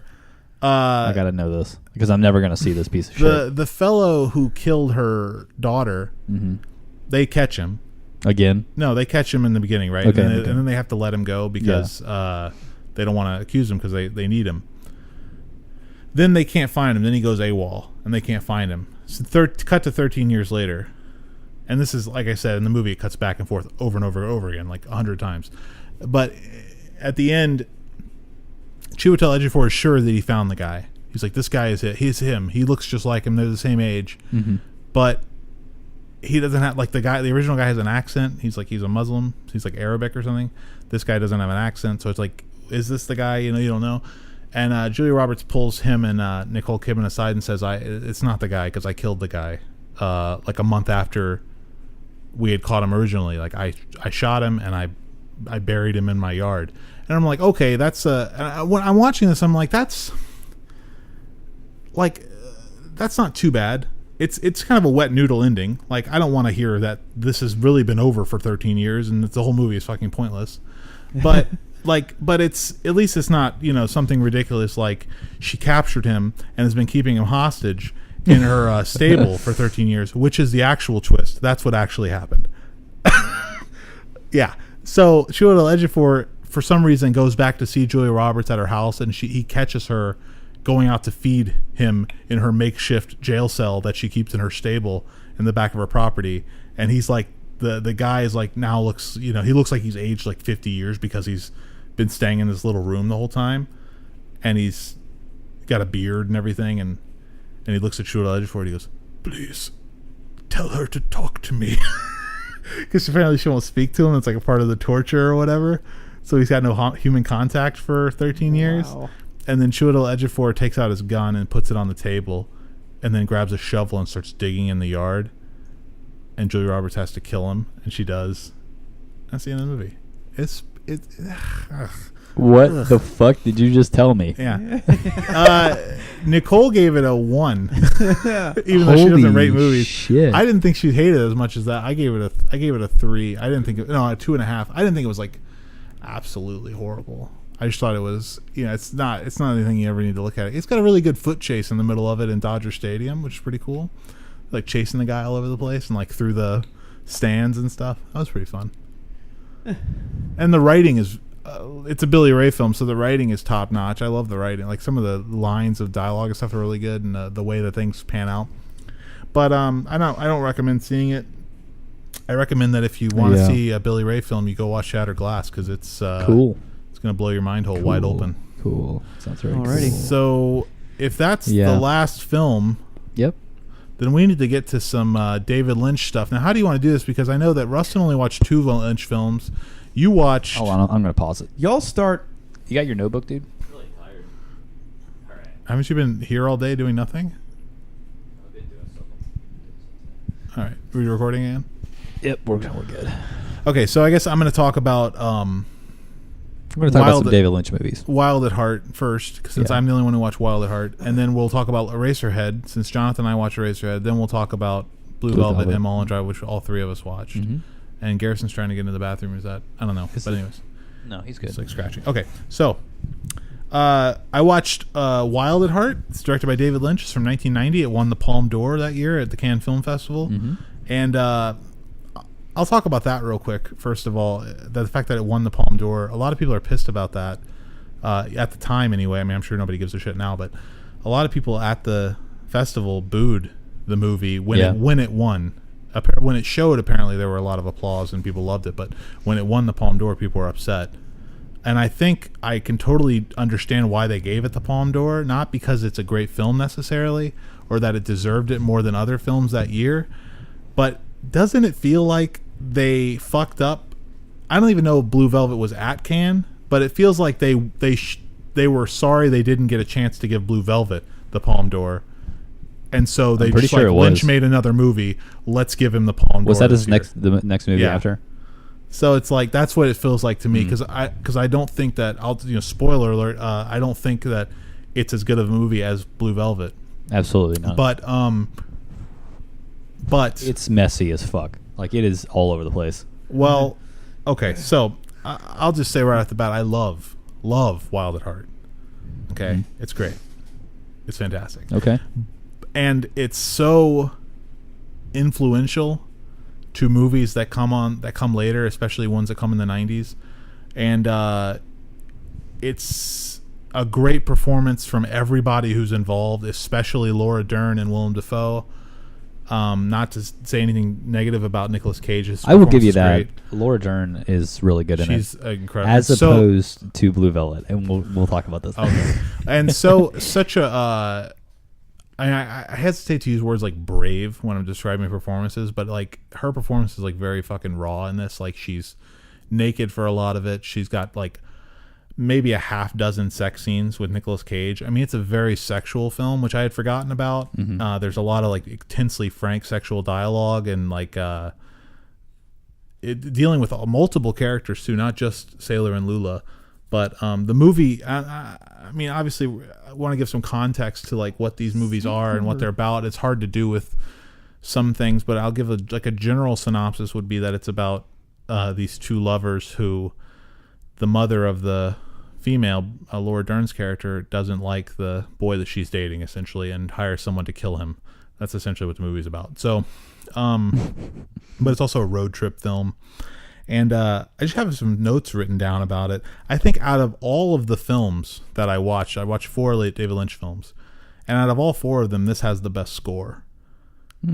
And not to put anything over on like Eraserhead, which has like this, very interesting avant-garde industrial kind of thing going on. But this one has the most like accomplished original score? Effective score. I'm actually not sure if it's original because it's labeled as like Spanish Sonata or something on the soundtrack. So I'm not sure if it's like written by Angelo Badalamenti or not, but he scored the film, but the score that I'm talking, or the piece of music that I'm talking about, I'm not sure that he wrote it exactly, but that piece of music, I don't know, it works better than any piece of music in any of the films to me. Besides Blue Velvet? Even I think better than Blue Velvet. Really? Personally. I mean, I think it's the best music is in this movie. Nicolas Cage, obviously Nicolas Cage is great in it, although his southern twang is a little inconsistent, I guess you could say. Like sometimes it's really strong, other times it's really like light, but it's always there. The storytelling, the whole movie's told in like present time, but there's constant flashbacks. It reminded me of Family Guy, kind of like when they should be talking about something and then suddenly it would just fade to a flashback of the thing that they're talking about and then would fade back in. And at first, though, when it first happened, the first couple of times I was like, I don't know how I feel about this. It's kind of like weird, but I don't know, when comparing it to other stuff like, you know, like Eraserhead and like just his other films that are told in strict symbolism where things aren't necessarily happening. These things are representative of other things that are happening. I don't know. I think it works in that way because there's like shots of, for instance, there's this constant shot of this extreme close-up on a piece of broken glass with like flames burning all around it. And you're like, what the fuck is that? And it constantly flashes back to it while people are talking and stuff. And eventually you realize what that is. And it's Laura Dern's father burned to death and she witnessed it or whatever. So it's like, it's, you know, it's this interesting way of doing things. But if I remember correctly, it was a very like literal film. Like, was it? I mean, was it not? It's straight ahead. Until the end? Yeah, no, it's straight ahead. I'd say it's like, and I'm going to talk about this more when we talk about Blue Velvet and when we talk about Mulholland Drive, but it's close. It's related to Blue Velvet the same way Mulholland Drive, I think, is related to Eraserhead. Mm-hmm. You know, like they share thematic commonalities, and like for instance, Blue Velvet's about crime. This movie's about crime. Yeah. You know, Mulholland Drive is Mulholland Drive and Inland Empire is a better comparison, but yeah. I agree, but since we didn't watch an Inland Empire, but I think that Eraserhead and Mulholland Drive are both told, like I said, like almost through like entirely through symbolism. Yeah, that's a good point. This movie is not, and Blue Velvet is not. Blue Velvet's told through symbolism somewhat, but it's also like a realistic story that's happening in the real world. It's like in Eraserhead, he doesn't really have a mutant baby. I mean, I assume he doesn't anyway. I mean, I guess you could take it literally. I take it as like a fear of fatherhood kind of thing. But anyways, we'll talk about that. But also Crispin Glover's in it briefly as a cameo, as a cousin Dale, who Laura Dern tells a story about, cousin Dale, who loves Christmas so much that he like wears a Santa suit all year round and like screams in rage when you tell him it's not Christmas time. And he's like filthy, like he hasn't bathed in years, and he keeps cockroaches in his underwear because he likes the way they feel. Wow! And he puts one right directly on his anus. It's really crazy, but it's great. I don't know. And there's like constant references to the Wizard of Oz and to Elvis. And I love my favorite scene in the whole movie probably is when they go dancing at this metal club and there's like this metal band on site and they're like moshing essentially, and like Nicolas Cage is like punching and shit and like doing like throwing roundhouse kicks and stuff. And then all of a sudden somebody starts dancing with Laura Dern and he just like looks at the band and he puts his hand up and the band stops playing and like everybody stops, and then he confronts the guy and has to hit him or whatever. And then he gets the band to start playing an Elvis song and then he sings it to Laura Dern. That's the kind of like absolute surrealism, you know, that it's not like it's necessarily symbolic of anything except for the fact that Sailor loves Lula, but it's got nothing to do with it. It's just like this really great, I don't know, it's a really interesting moment that you wouldn't find outside of a Lynch film really, unless you had somebody who was copying him. Anyways, I loved it. I thought it was great. I think the violence is great. It's very violent, but only in certain parts. And I love I love everything about it, really, man. I just think it's great. I didn't give it a 5 out of 5 because I think it has problems. The flashback structure is kind of strange, and you know, but I mean that's pretty much it, honestly. Like, that's the only bad thing I could say about it, really. I love how it ends, which I'm not going to spoil for whoever might be listening, but it's a great ending. That Lynch apparently changed from the source material. I think it's the first thing that he did that was based on a book. Well, maybe Elephant Man was based on a book, but Dune, I guess, was based on never mind. I'm a fucking idiot. Anyways. David Lynch's original idea. I wanted to say that it feels like it was very influential on Oliver Stone. Oh, so, 4 years later he made Natural Born Killers, and that movie has like a lot of really stark similarities, but I mean both of those films are kind of derivative of Badlands. in a way. I mean, Natural Born Killers is extremely derivative of Badlands. I don't know that I see a Badlands connection to this one. Well, it's kind of like, I mean, that's what I'm saying. It's like they're road trips with two lovers. I mean, yeah, but I mean, two like angsty teenagers who like are violent. yeah. But Laura Dern's not violent at all. But what I'm saying is like Natural Born Killers borrows from both of them. Like, you know. Yeah. Oh, that's like, true. Yeah, definitely. It gets the weirdness from Wild at Heart. But so much so that Natural Born Killers actually uses music that is in this movie. Really? Like there's a Chris Isaak song. Oh, really? Which is yeah, the one, you know, the yeah, only one he's known for. The one. And that's in this movie, but he doesn't sing it. It's only the instrumental part of it plays in this movie. Oh. And then there's that same song used with the lyrics and everything in Natural Born Killers. Huh. So I feel like, just the road trip element in the desert, in the weird towns, the weird characters that they come across, these violent criminals, just all seems very like influential on Oliver Stone. Yeah. Later in the decade. So cool.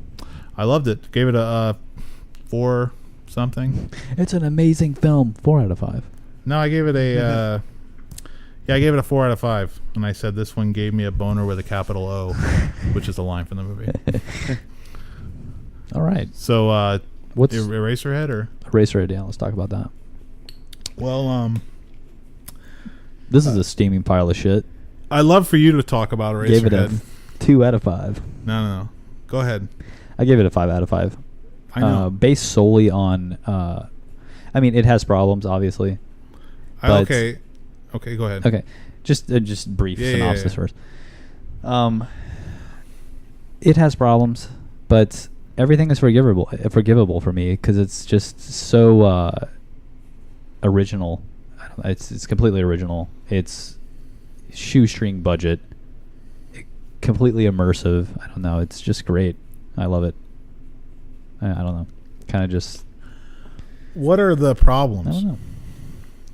It's a little hard to follow, sort of, at points. Like in a not, I think it's purposefully not connecting at certain points, which is kind of a turnoff, sort of. But I don't know. You didn't think it seemed kind of, and this is going to sound really a lot harsher than I mean for it to sound. Okay. Student filmish at times. You get this at all? Not all the time.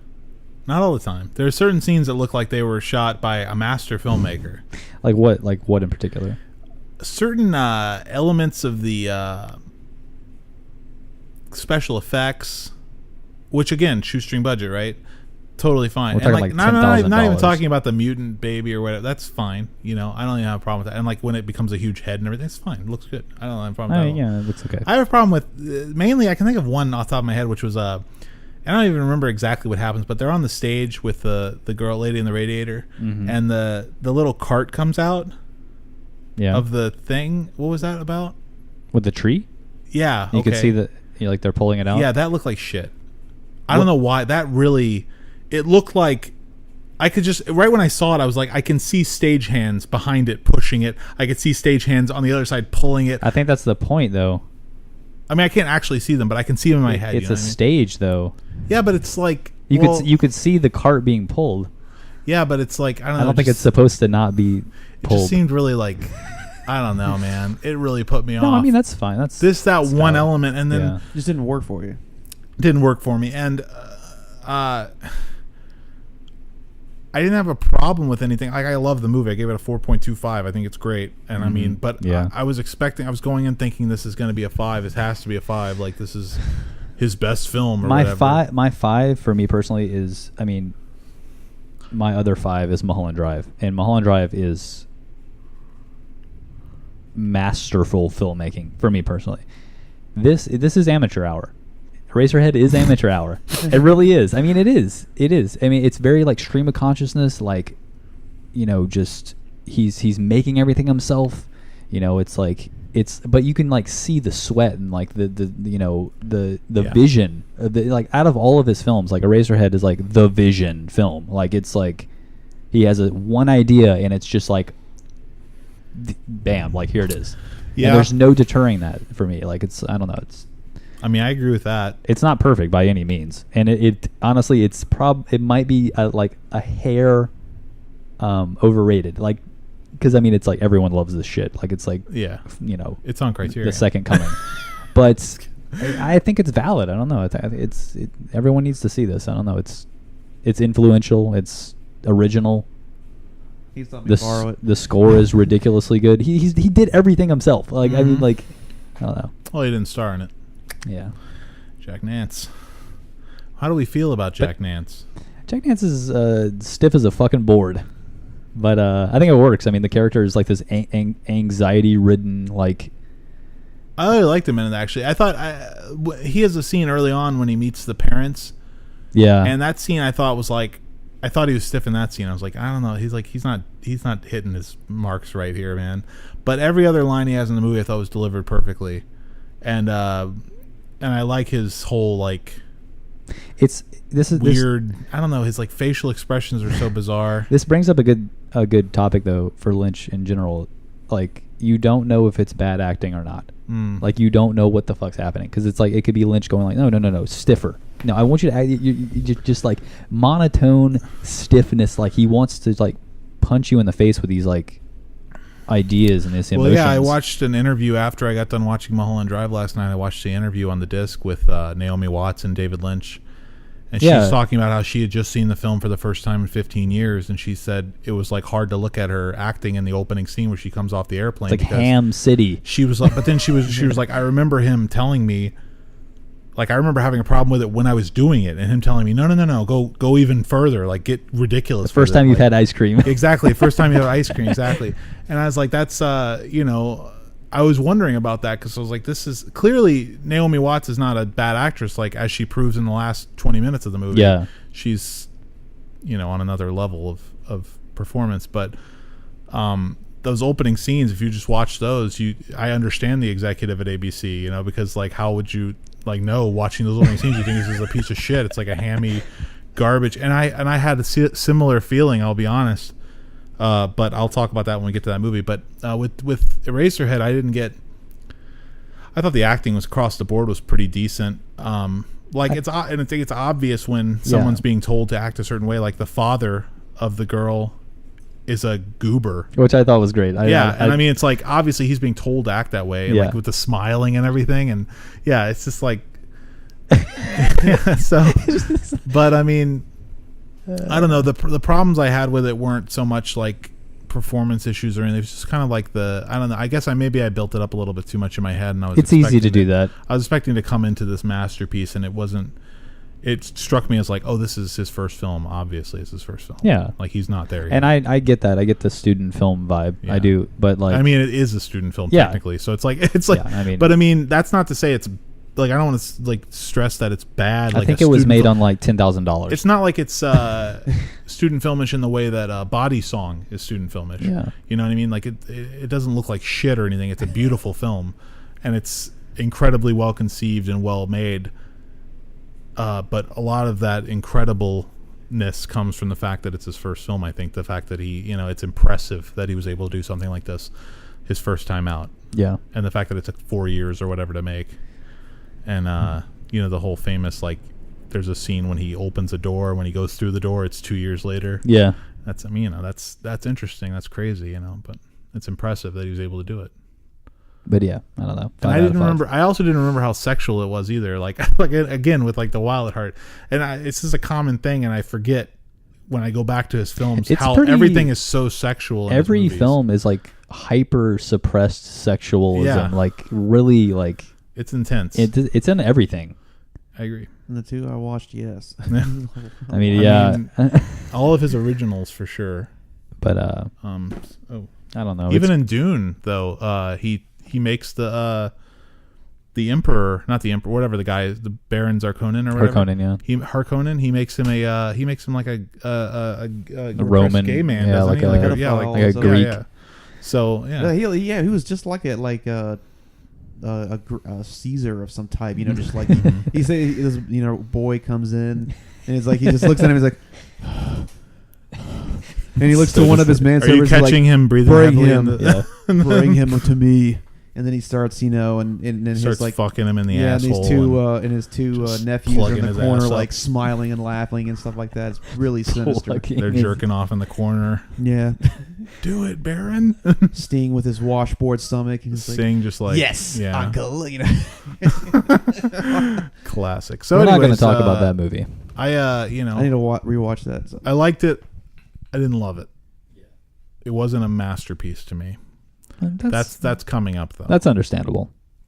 That's understandable. Is there anything else you'd like? Oh, actually, I'm sorry. I have notes for for Eraserhead. Yeah, okay. I've talked about some of this stuff.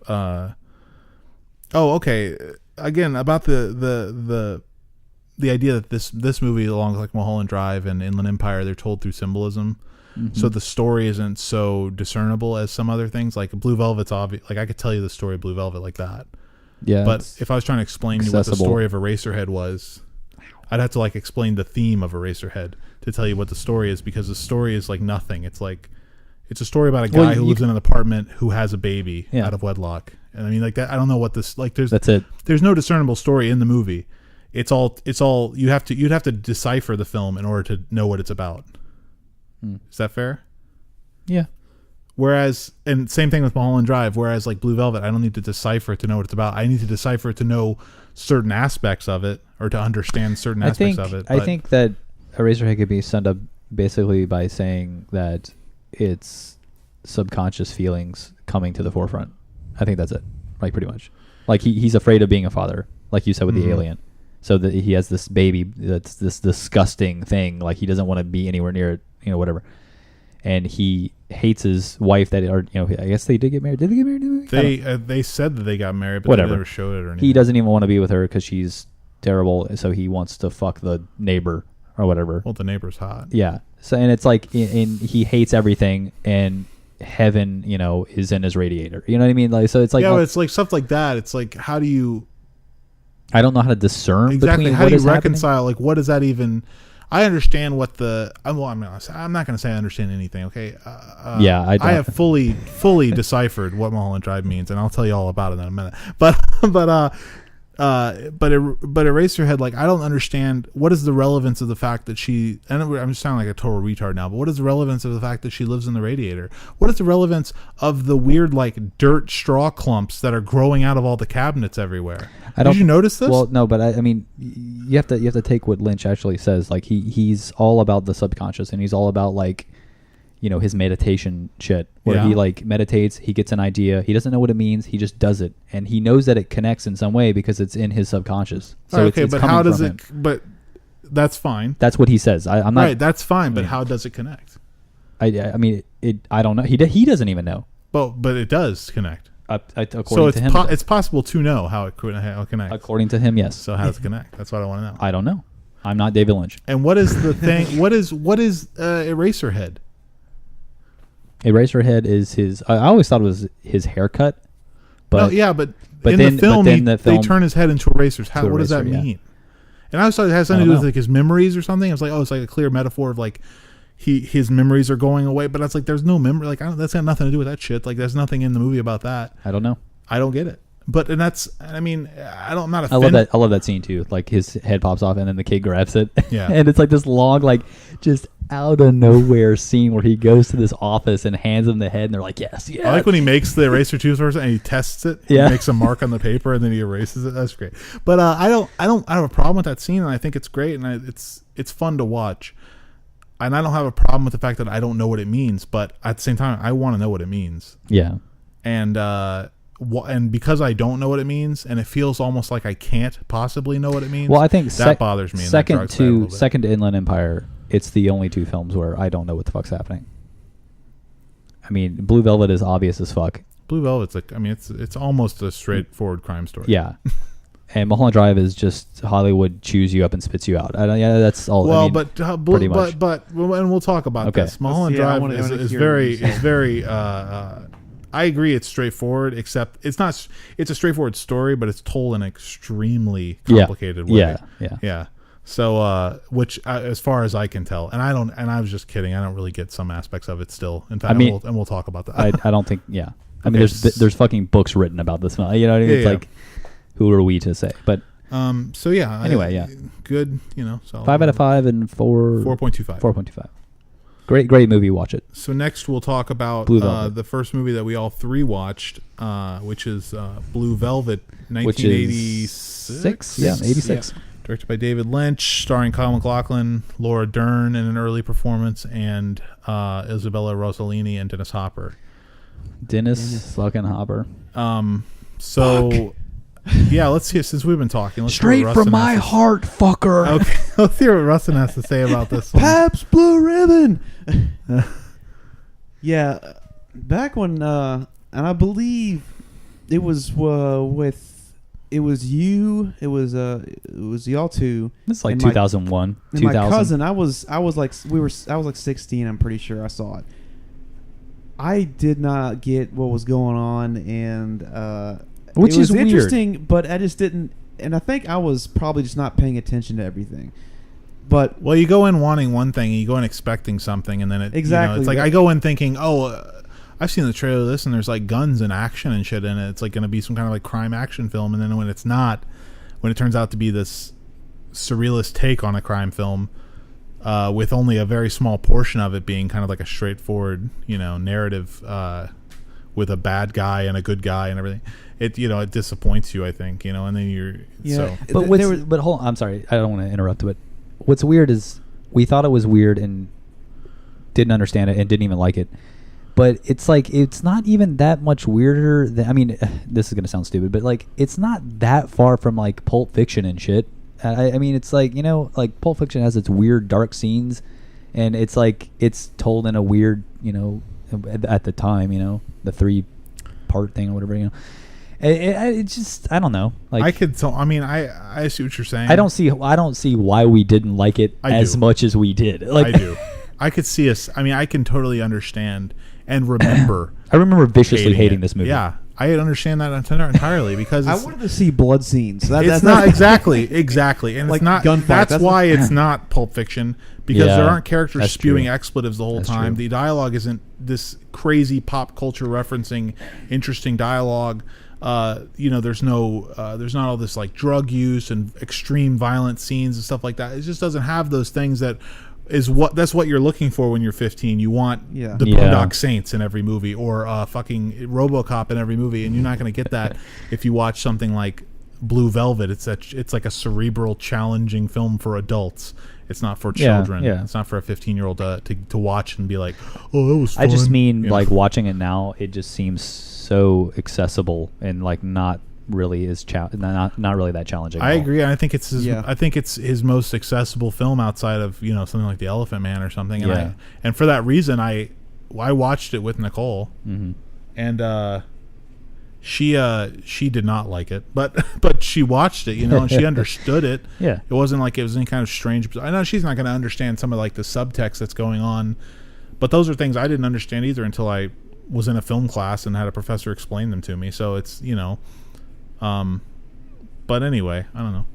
Yeah, sorry, go ahead. Yeah, like the very beginning, I remember this from watching it originally as a kid, and the part whenever it's the father he's out there like watering his lawn, and all of a sudden he has like some type of stroke or something. I wasn't really sure, but I think it's like a stroke or Some kind of attack. and falls over. It's because it starts off with this surreal 50s, like, oh, it's just like life. It's great. Idealistic. Yeah. Huh? Idealistic. Idealistic, exactly, yeah. And then he has that, and then he falls to the ground. Then there's that scene where it like zooms in on the grass, and then it's like these beetles and stuff just mushing together and everything. That just looks disgusting, and it seems like that was like there's the colorful light that was outside, and then he was showing the inside, which is the darkness, which is like the skunk, the evil, and that was like stuff you see later on, which whenever the main character comes in and like stumbles across just basically the mystery, and gets caught up in something because he's really curious about it. He just wants to has this obsession with solving or just figuring out things, mystery and stuff, and gets caught up in a really dangerous situation, and then later on, I'll continue later, but I want to hear John's about. Well, I I thought that was a little heavy-handed, What like was? the Beatles stuff. I don't know. It's just Well, like, I think one of the main reasons that you wouldn't like a movie like this when you're 15 is because, like for instance, I recall until I saw it in college, I didn't know that his father was the one who had the attack at the beginning of the story. Yeah. I had no idea that was going. I was like, he goes to visit his father in the hospital. I remember thinking like, what's wrong with his father? Like, what the fuck is this about? Who was that guy in the beginning watering his lawn? Why did it pan in on the Beatles? No Who's the attention fireman? span. What is going on? I don't understand what's happening. Whose ear is that? You know, and it's like, it's you're watching it, you're expecting a straight ahead story, Yeah. and instead it's told. It's got little tabs in the film that says like this character is this, and they follow him around in the movie. Yeah, exactly. Yeah, like I want every movie to be that, and it's not. So, but watching it this time. Just like the last time I watched it, which was a couple of years ago, just it's a mind blower. It's amazing. I love it, everything about it.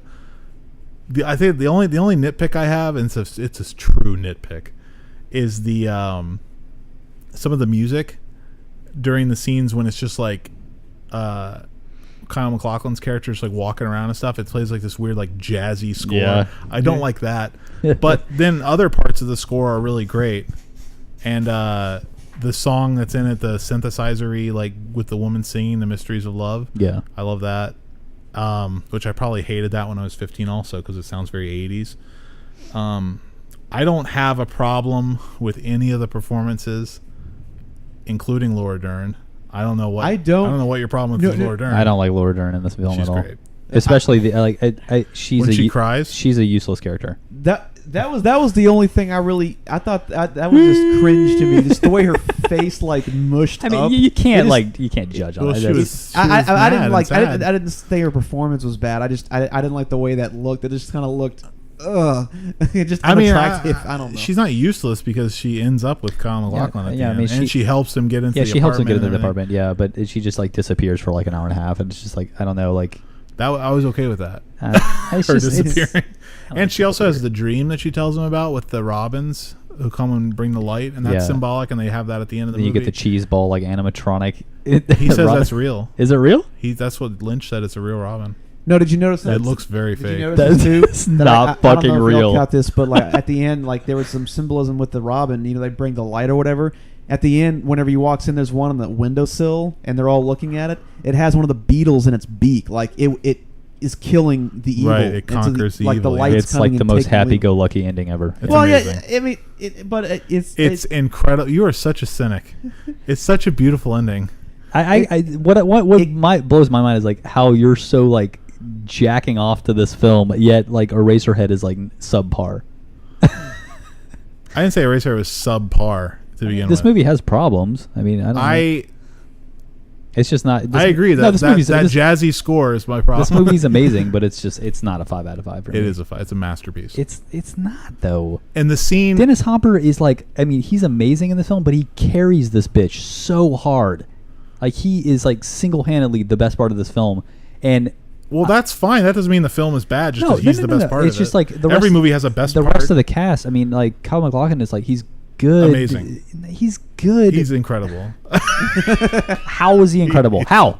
His acting is great. I even love like the ridiculous shit. He plays like he's Lynch. I feel like Lynch was just telling him do this because I would do this. Like the chicken walk. What kind of a piece of direction is that? Have you seen the chicken walk? And then he does the chicken. Like, that's so ridiculous, but it's so real also. Yeah. It's like, it's exactly what you would do on a fucking date with a girl when you're like, don't know what else to do. It's just perfect. I love trying it. to make her laugh. Yeah, I even love and like people bash it for like talking about Heineken, but it's like, I really don't believe that was product placement because he talks also about Budweiser and they talk about Pabst Blue Ribbon. So it's like, I don't think they're getting product placement from 3 different kinds of beers. It's just, and that's a great scene because it foreshadows that amazing line that Rustin's obsessed with now. The one where Hopper says "fuck that shit," Pabst Blue Ribbon. It's and I agree that Dennis Hopper is obviously the most interesting part of the film. But this is what I was getting at before you interrupted me. But is that how it's going to be? Dennis Hopper is really great in this film, but it's like past the first scene where he's hiding in the closet. Past that, it's a comedy fest. Like I laughed at everything he did. Like nothing was dark after this point, and like it was just I don't. I'm gonna send a love letter to your heart. You know That what a love was- letter is, fucker? that was a joke. It's a bullet. Are Are you kidding? Did you didn't laugh during the scene? No, I didn't think it was funny at all. It's fucking Are terrifying. you fucking kidding me? He puts on lipstick and kisses him. What is funny about this? He's a maniac. I'm done. I'm not talking the rest of the time. You're insane. You're insane. You were insane. He's a maniac. I What know is he's a funny maniac, about but this? I don't believe he's a maniac. That's what I'm getting at. He was great in the first scene. So you're saying Dennis Hopper carries the movie by being great in the first scene? No, he carries it. Well, yeah, pretty much. So he's terrible the rest of the movie. He's not terrible. It's just I think it's the script. I'm just saying it's just not. I hate to bash it. I'm not bashing this movie. I gave it a 4.5. It's great. This is a great movie, but it's like I'm sorry, this is not flawless. What's great about it? Pretty much everything besides the thing that I've said. Everything except Kyle MacLachlan's performance, Laura Dern's performance, Dennis Hopper's performance after the opening scene, the Rosalini's animatronic Robin. Rosalini's great. Okay, Rosalini's great. Okay, She's amazing. The violence is incredible. The last scene is incredible. The last scene is The head exploding. the last scene where Kyle walks into the room with the two guys. Uh-huh. That's incredible. That's really good. I mean, it's a great movie. I don't know. I thought. I felt like it was heavy-handed. I'm at shocked. points. I felt like it's heavy-handed. It's very shallow. It's not as deep as his other films. It's like very painfully obvious what's happening, and I feel like I don't know. It's just not really. I don't know. It's not a 5 out of 5 for me. That's fine. That's it. I'm shocked that you. I'm just. It just feels weird that you're saying. There's that. no mystery to this film. Like Lynch for me is all about mystery. There's nothing. Sure, there's a mystery. What's the You've mystery? you've seen the film, so of course you know what the mystery is No, already. I'm talking about like after the fact. Well, no, yeah. There's no mystery lingering after the fact. That Yeah. is true. Yeah. That is true. There's not enough density in this film. Nor for is me. there in Wild at Heart or Yeah. Elephant Man. I'm assuming, or there's just Dune. not enough density to this film. That's it. I don't entirely. I don't want to agree. nitpick. Kyle MacLachlan is good. There's a few scenes where I'm kind of like, he's okay. Dennis Hopper becomes a comedy fest at the end. I don't care what you say. Me personally, it's so over the top. It's so ridiculously over the top. But it's like a style. The whole thing is stylized. It's So it's like you can't. you have one character that's stylized amongst. No. Yes. I Yes. disagree. Yes. Okay. Who else Kyle is acting like MacLachlan is not stylized. He's a fucking Boy Scout. Okay, detective, I'll see you later, buddy. Oh, let's go out on a date and go to the milk shop. I mean, like, what are you talking? Like, the performances are stylized. They're all stylized. They're living in the 50s utopia, remember? Unless you go to Lincoln Street, and then Lincoln Street is the bad area. But it's like, they're all stylized. Even Isabella Rossellini's performance is incredibly like, she's not acting real. Nobody would act the way she acts. She's out of her fucking mind. Like, why does she want to fuck Kyle MacLachlan? She has horrific psychological problems. I agree. But she's clearly not acting like a She normal person. she doesn't get fucked. She's not acting like a normal person would act. She doesn't get fucked by Dennis Hopper ever. She wants to fuck. It's like obvious, dude. Like this entire movie is so fucking blatantly obvious. I'm sorry. Like I'm sorry. You don't have Like, to be sorry. It's okay to have an opinion. I'm disagreeing with you. okay, I'm not even saying it's not like I don't think it's obvious because I think there's like the part where she's got the knife. Okay, she's got the knife. That's like the most obvious like phallic representation in film ever. She's the man now. She's Dennis Hopper now. She's gonna fuck Kyle, and it's like, I mean, it's good. This is a great scene. Great fucking scene. She's awesome. She's my favorite part of the film, hands down. okay. But wait, it wait, just, okay, like- wait a minute now. I'm sorry, and I don't mean to. okay, what?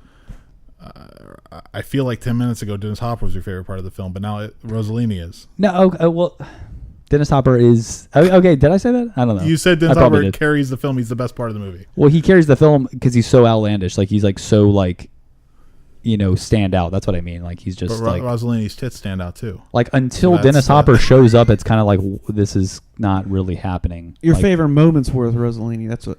and it's like The rape once scenes were your favorite. once Dennis Hopper like once Dennis Hopper shows up, the film starts basically. I mean, that's what I'm saying. But There's your, no but film your before favorite that. moments were with. That's. I mean, I'm sorry. Like Ah, yeah. Am I wrong Stop in this? saying you're sorry. I it doesn't bother me that You're giving me these like weird, like condescending looks. I don't agree. I think it's ridiculous to say that the film starts during a 25-minute period where Dennis Hopper's in the movie. I mean, like he's not. It even does. I don't agree. What? The movie's not about Dennis Hopper. It's about Kyle MacLachlan and Isabella Rossellini.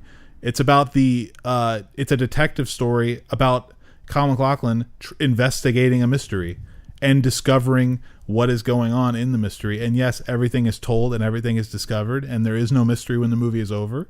And I understand like not wanting that to happen because I think Zodiac is great too. Okay, and I love a movie that ends with this isn't. no resolution. I'm not necessarily saying like this is some biased thing where I'm like, oh, there's no mystery. Fuck it, I'm out. Like it's just. Not the apex of Lynch. Well, I mean, it's not told. It's not told again. It's not told through linear. It's not told through symbolism like Eraserhead and Mulholland Drive. That's what I'm saying. I think so. You would prefer a film that's told like entirely through symbolism? No, like not Mulholland entirely. Drive is? No, he's a master of that. Like for me personally, I agree. And it's just like he's not doing that. Well, okay, I agree, but I think he's a master at making films. I think he's like. Well, yeah, like Scorsese is a master at make that storytelling through cinema. Like Lynch is one of the masters, and it's. I don't think he does it any worse or any better in Blue Velvet than he does in Mulholland Drive or in Eraserhead or even in something like Dune. If you watched a director's cut of it, it's just too straightforward for me. I'll just leave it at that. It's just too shallow. But if it weren't a Lynch film, would that be a criticism of it? Yes. I don't even think people would watch this film if it wasn't Lynch. Like straight up. Straight up? Straight up. No, seriously though. I it would be like, who the fuck is this guy? Fuck this shit. Like I don't know. Like I feel like I don't know. But that's a weird thing to say because one-off. Because he's coming off of failures when he goes this, and this like revives his career. Critical acclaim. It's hard for me to like put myself in that position. I don't know if this movie might have been fucking mind-blowing to see at the time, but it's, that's impossible for us to put ourselves in that position. Well, I think it's still pretty controversial even watching now. Oh, I mean, yeah, but that's what I'm getting at again. It's like, for me personally, the movie doesn't start until Dennis Hopper shows up, and that's when it gets like fucking intense. That scene is fucking intense. Well, that's the first scene of controversy, I would say. Yeah, that's... I mean, unless you count like the severed ear, I guess that's a little pretty extreme, much the only controversy for me. After that, it's like... It's a little like not. Kyle MacLachlan beating her while he's inside of her is a little extreme, I think. And her asking for that to happen, I think that's all pretty offensive. Yeah, that's. Pretty not offensive, but it's controversial. Yeah, no. I'm not offended by anything in this movie, but it's controversial. I also did like when he slows it down. Yeah, I like the audio. The audio. See, I was worried you're gonna hate that. The audio is slowed down as well. I really thought you were gonna hate that. No, I love that. It's great. Yeah, I liked it too. It's when he's on top of her and it's like, I loved all that. Yeah. But yeah, I don't know. I don't know. I think it's a masterwork. I really do. I think it's his best film at this point. Dennis Hopper's character, there's a couple moments, and it's really when they're playing music. That one moment when Kyle MacLachlan's in the bar and he's watching Rossellini sing. I think it was when she's performing Blue Velvet, the song, and then he looks over and he sees Dennis Hopper and his crew, and they're sitting there. He's on the table, and he has like a little piece of the velvet robe of hers that he cut off earlier, and he's sitting there just like kind of crying and like kind of tensing up. And it's amazing. It's almost like he's got some. Well, he's definitely like he's got some stability issues, and he's got some real mental issues that he's dealing with. He's just a psychopath, but Mommy. he's got a troubled. They don't go into it or anything, which is good. It's just like they're kind of like the little moments there where they're showing kind of, if you look at him, why the way he is. He's got just that music kind of brings out maybe moments of his past or something, or things that make him the evil that he is. Like he was tormented as a kid or something like that, or neglected.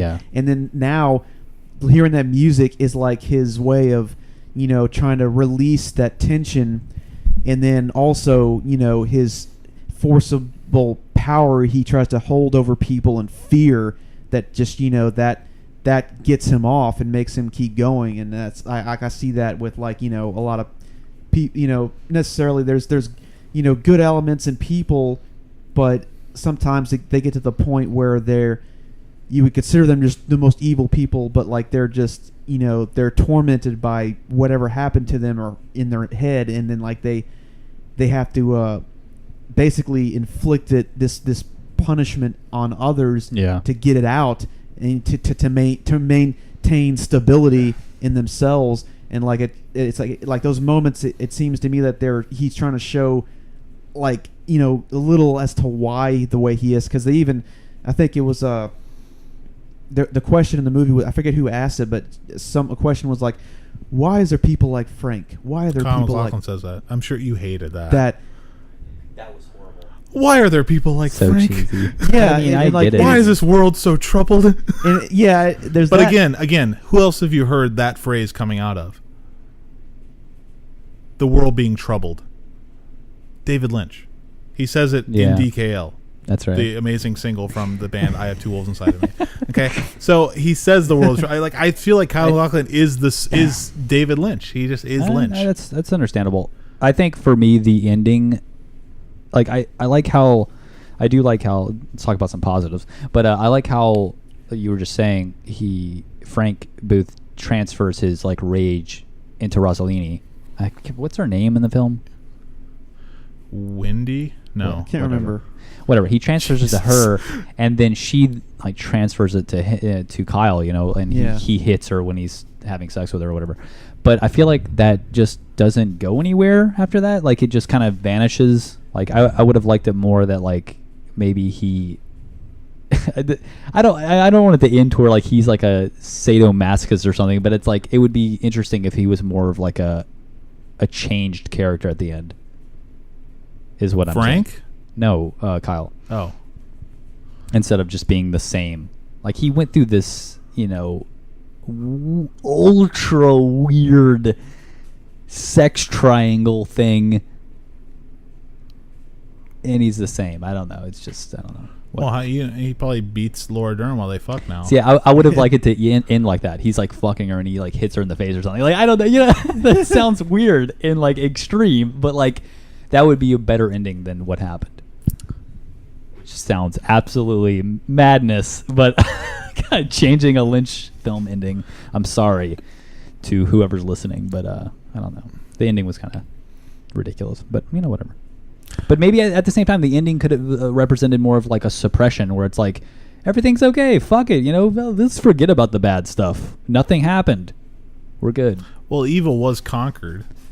Evil was conquered, but it's if like Frank is the embodiment of evil, he was conquered, and then that I feel like that's the Robin destroying the evil of the beetle. Yeah.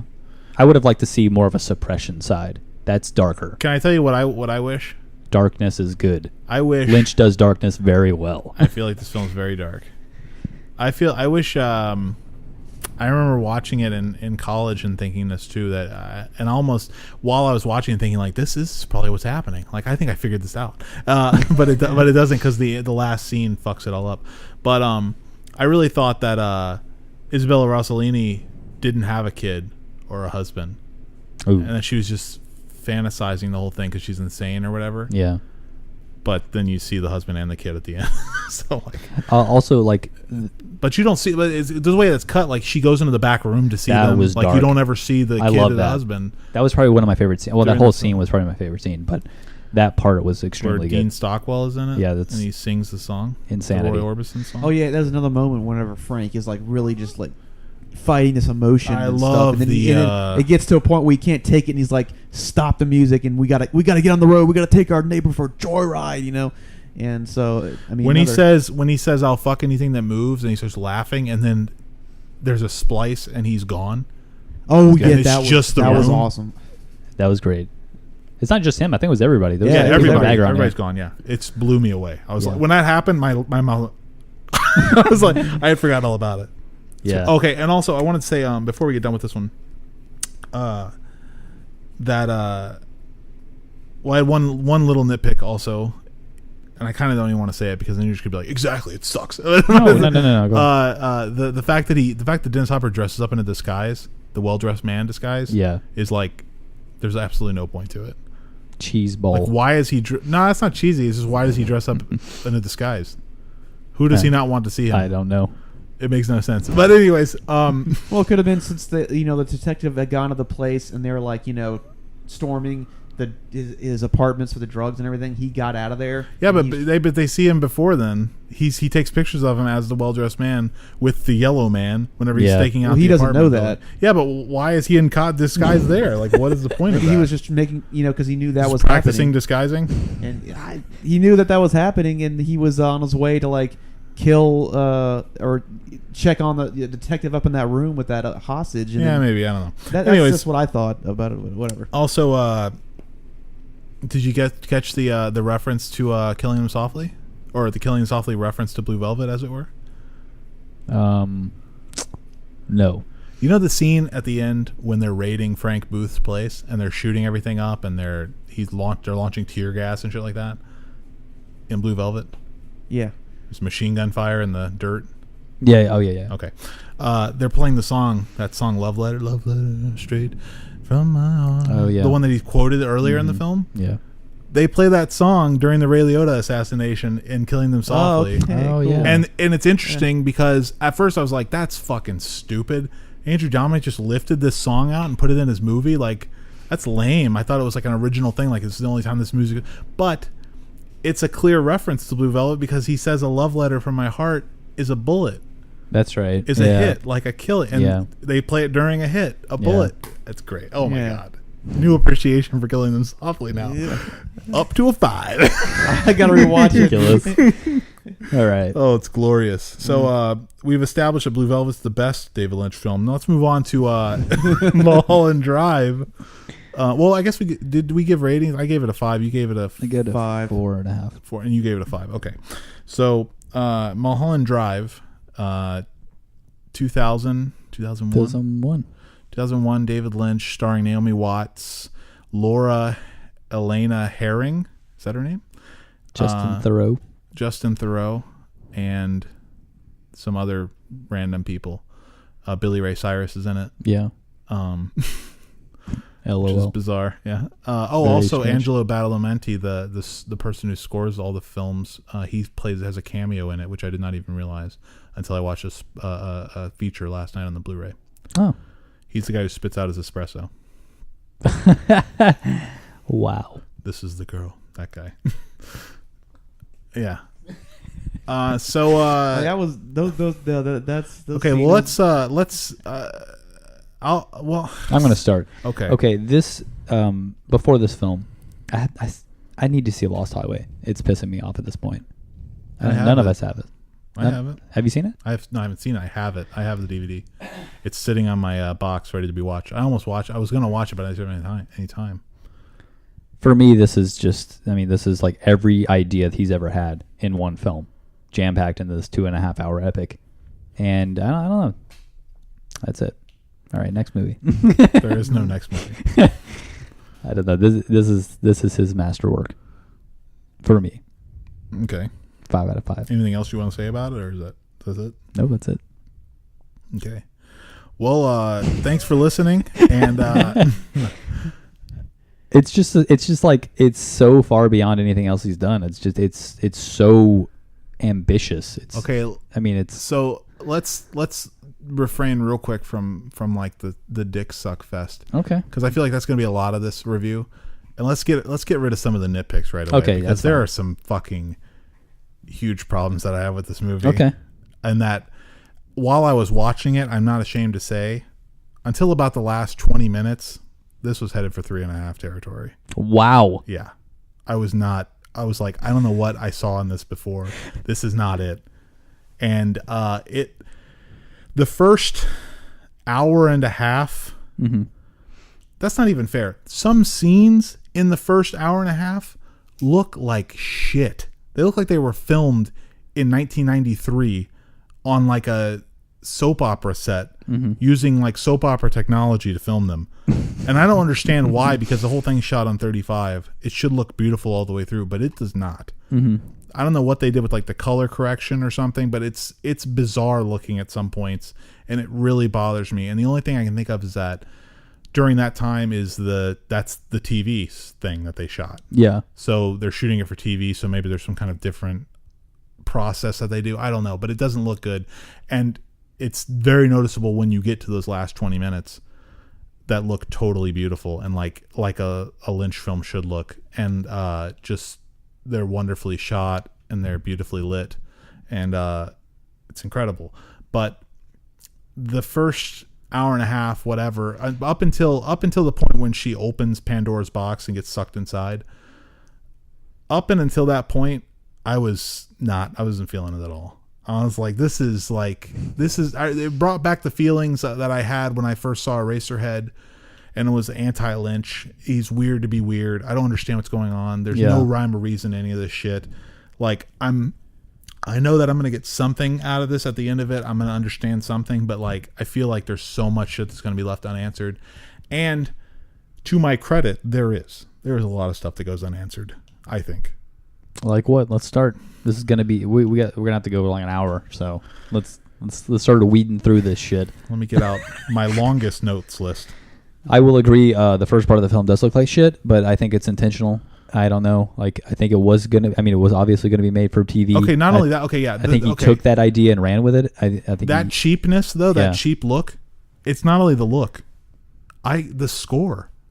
I think what is he thinking about with this score? I think it's all intentional. It's supposed to be like this sappy bullshit. Like, it's supposed to be this terrible like TV show. It was going to be on TV. It was going to be this ABC show. It was going to have this shit score. Terrible acting. But Angelo in the feature, Angelo Badalamenti doesn't say anything about. I mean, it's not shit score. Telling him like do the score this way. He just said he tells him it should be dark, ominous, and sad and beautiful. It is sad. I mean, it's a sad score. It's sad like how I would write a sad score when I was 16 to one of my ridiculous movies. And it's like it's all played on this like terrible synth, like that I could make in my room with my Casio. Yeah, I think that's the point. But I don't know. But there are other themes in it that are beautiful, like the theme of the two women when they're making love. There's a theme that's playing that's with strings and an orchestra and everything. Yeah. It's great. But the synth score is I am not into it. And this is hang on, I have a lot of shit that's just like what it means. So for instance, like the comedic elements of this. Yeah. What part? Not a fan. Like the Billy Ray Cyrus shit? Oh God. Yeah. The scene when he discovers his wife cheating on him and he destroys the jewelry. I think it's great in a theory. But the way it plays out, it's like the music that's playing. It's so like.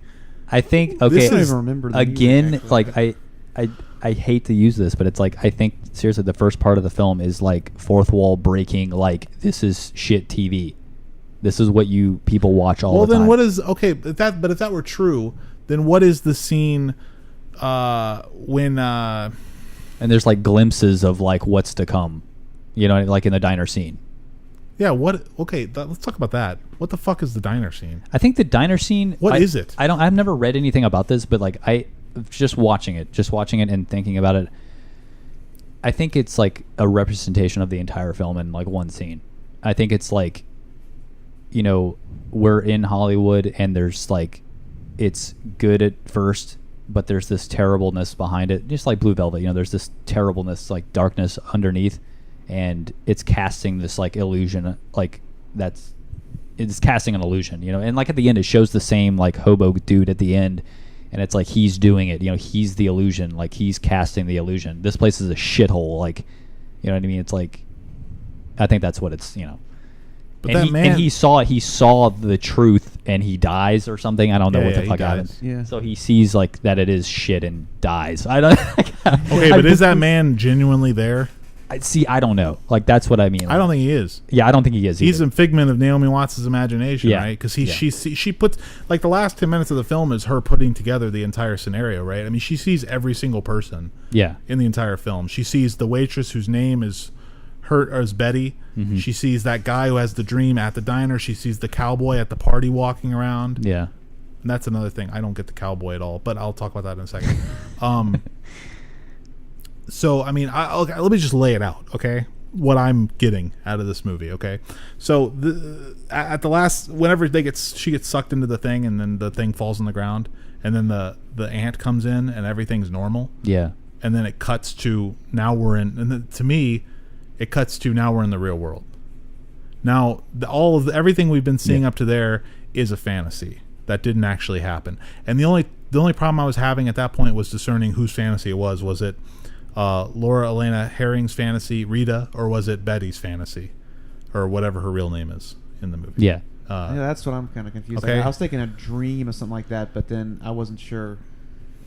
I mean, who? Yeah, was whatever. Dream around. semantics, whatever it is. Something's happening inside of her head, and I think that's obvious because whenever it first cuts to her and she's in her apartment by herself, she looks over and she sees Rita, and then she says, "You're back," and then she's not really back. She's just seeing things, right? So she's flashing back. For me, the most confusing scene is hands down the part where Rita and Betty, they both go into the locked apartment and they see the dead corpse of future whatever the fuck Betty. I don't know what's happening.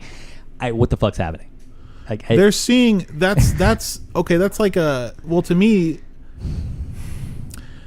they're seeing what is her future, right? Okay. She's going to die like that eventually because I mean, like that's where she's headed. She's hiring someone to kill her former lover. Yeah. I don't know. They don't talk. Oh, I mean, yeah. And then what does she do? She shoots herself at the end of it. Yeah, in the head. Right. So it's like she's seeing what's going to happen. That's just like foreshadowing to me. I see. And I'm not saying that like. I mean, that like begs the question of like, well, was she like a psychic or something? I don't know. But I mean, I'm just saying it's not the point. It's the point that it's taking place within her mind, and it makes sense because then all the cheesy, hammy acting makes sense. It's not really happening. It's fantasy. Mm-hmm. It's representative of something. She's coming to L.A. thinking, oh my God, this is amazing, and I'm such a country bumpkin. I've never been to a big city before, and I want to make it, and I've got dreams and all this kind of shit. And she comes up with this whole story about her lover being in this accident. She basically takes her lover and turns her into a submissive, I forgot who I am. I'm just a lost doe in the woods. That's true. Save me. Yeah, that's a good point. And instead of the powerful, actress celebrity that she is in real life, who doesn't want anything to do with her anymore, right? So she turns her into this. And that's actually good. Pitiful. Yeah, That's and she a really was good. like, I'm sorry, Okay, go ahead. but what when she goes for her audition and just blows everybody away, and she just like does the scene completely differently and slowly. There you go. Great. She's making herself, because she mentions later afterwards at the party that. I mean, she really helped me out because I just got a little small part in her movie, right. and she's not a good actress. She's not successful at being an actress. Look at where she lives. Okay, so I mean, clearly, she's building that up too. Like she has this astonishing scene. The director claps for her. And the everything. Submissive thing can also be projected on the on Justin Theroux as well, because his life is total shit, and like he's stealing her away from her. Mm-hmm. So it's that's like, good, right? Yeah, because like his shit. See, I didn't even think about his that. life is totally like. His movie's not getting made. He's having to like. He's answer being to controlled by these yeah. people. Yeah, he's his wife's cheating on him. He's having the worst fucking week. All his money gets taken away from him. Yeah, that's good. And then he has to submit. We just solved this thing. And what's cool, it's like I never understood this, but he looks like a great scene. I love the scene where he's directing and it shows her singing, like one of the actresses singing. Camilla. Yeah. And he like looks but not back. the real Camilla. Yeah, he looks back at Naomi, and like maybe that's like I don't know. That's where you like kind of like can connect on. But yeah. I don't actually. When you say that, I don't know. That's actually one of the scenes that confused me a little bit. Except for the fact that maybe she's with this newfound theory that we have going here. Maybe she's imagining him looking at her longingly, like, I wish you could be in this movie. Yeah, but instead you're the he's best like, who the fuck actress. is this or something? Yeah. Yeah. All right. Who knows? Yeah, but he constantly is like, I don't know. It's a fantasy of hers. Like she's thinking that he has to choose his girl. Like but he turns around and sees Camilla, her. I'm sorry. What were you saying? And and just stares at her for a long time and is longing for her maybe to be in his she's the one that's desired. Yeah. In her fantasy, and then after that it kind of changes where she goes back. I mean, it shows later like he's directing again, and he's directing her, and he's like, or what's her name? Camilla. Yeah, he's Camilla, directing her. directing the real Camilla. Yeah. Yeah. And And he kisses Rita. her. yeah. But yeah. Yeah, I like that. Yeah, it's all. I mean, it's clearly, that's the point I was getting to. Is like whenever that switched over, I was like, okay, so clearly everything that happened just now was a fantasy or a dream sequence, but I don't know whose dream it was. And at first, I was really thinking it has to be Rita because the movie starts with Rita.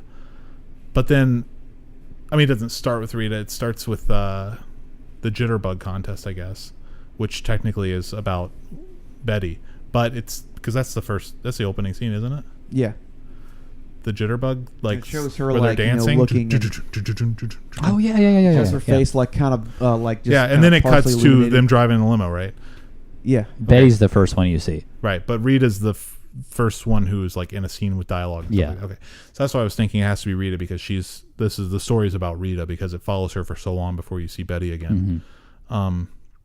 But now, yeah, it makes more sense to say it's Betty having the dream sequence, and because And the she whole- walks all the way from Mulholland Drive to Betty's aunt's apartment. You know what I mean? So yeah, I mean, yeah, it's Betty's And those or the person in the behind part or where the she's hobo. the one driving in the limo to Mulholland Drive.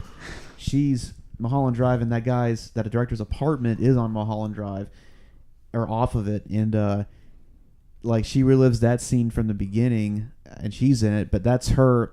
That was like afterwards, when she's having she's remembering, like that's what happened, where she gets really frustrated. She finds out that they're getting married, and then it goes. I think it goes to the scene where she's hiring the guy to.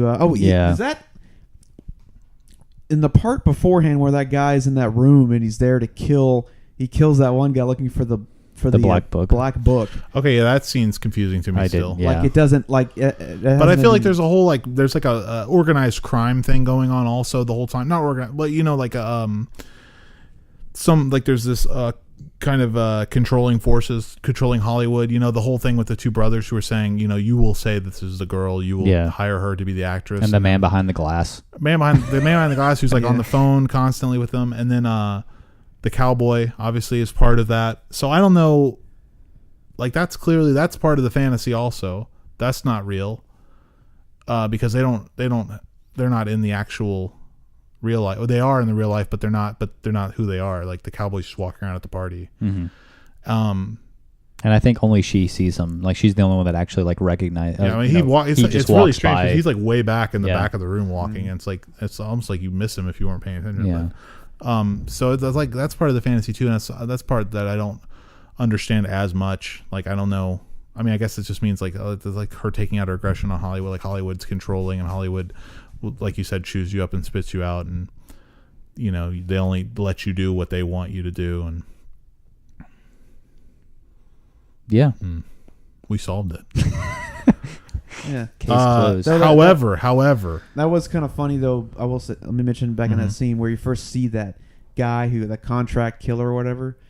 In the first scene where he goes and he kills that guy, and then for some strange reason, like, you know what, I'm gonna go ahead and shoot the wall, make it look like a certain thing, and he shoots the wall and he ends up hitting the lady that's on the other. yeah. See other that room. part I didn't like either. And That he whole was like, just, like slapsticky he was, Buster like, Keaton-esque just mafia hit. complete idiot, and Yeah. I think that was maybe also if that's part of like what she thinks is partially involved with the whole thing in her fantasy, is just showing them the crime is it's there, but But he was it's killing that person to lacking, get the black book, which is what I don't know. yeah, that don't know. the Black Book thing. Yeah, There's several scenes I don't. I mean, like, the whole Silencio scene. I Very confusing. don't. I mean, I love it. I fucking love that scene, but I don't. Oh, you mean the understand Silencio in the theater? Yeah, and I Well- really love what I love is like my mind. Like I don't know if you guys got this, but like my mind like kept forgetting that it's pre-recorded.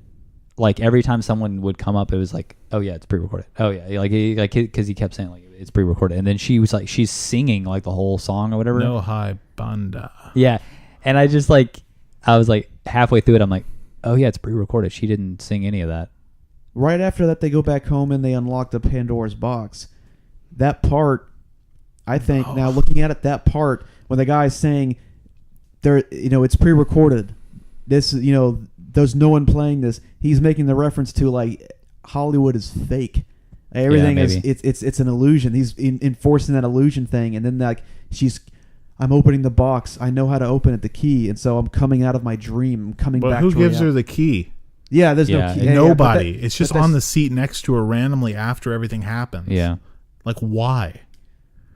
part of the dream. Or I know, part but of it's the like illusion. that- I Well, part- going I to don't know. Silencio, they figured out, I guess, that Yeah. it's fake. I don't. It's truly fake. I don't know. Yeah, that's kind of what I was. Yeah. I agree. I mean, the Silencio scene is confusing to me too, and I mean, but I was more struck with like at that point.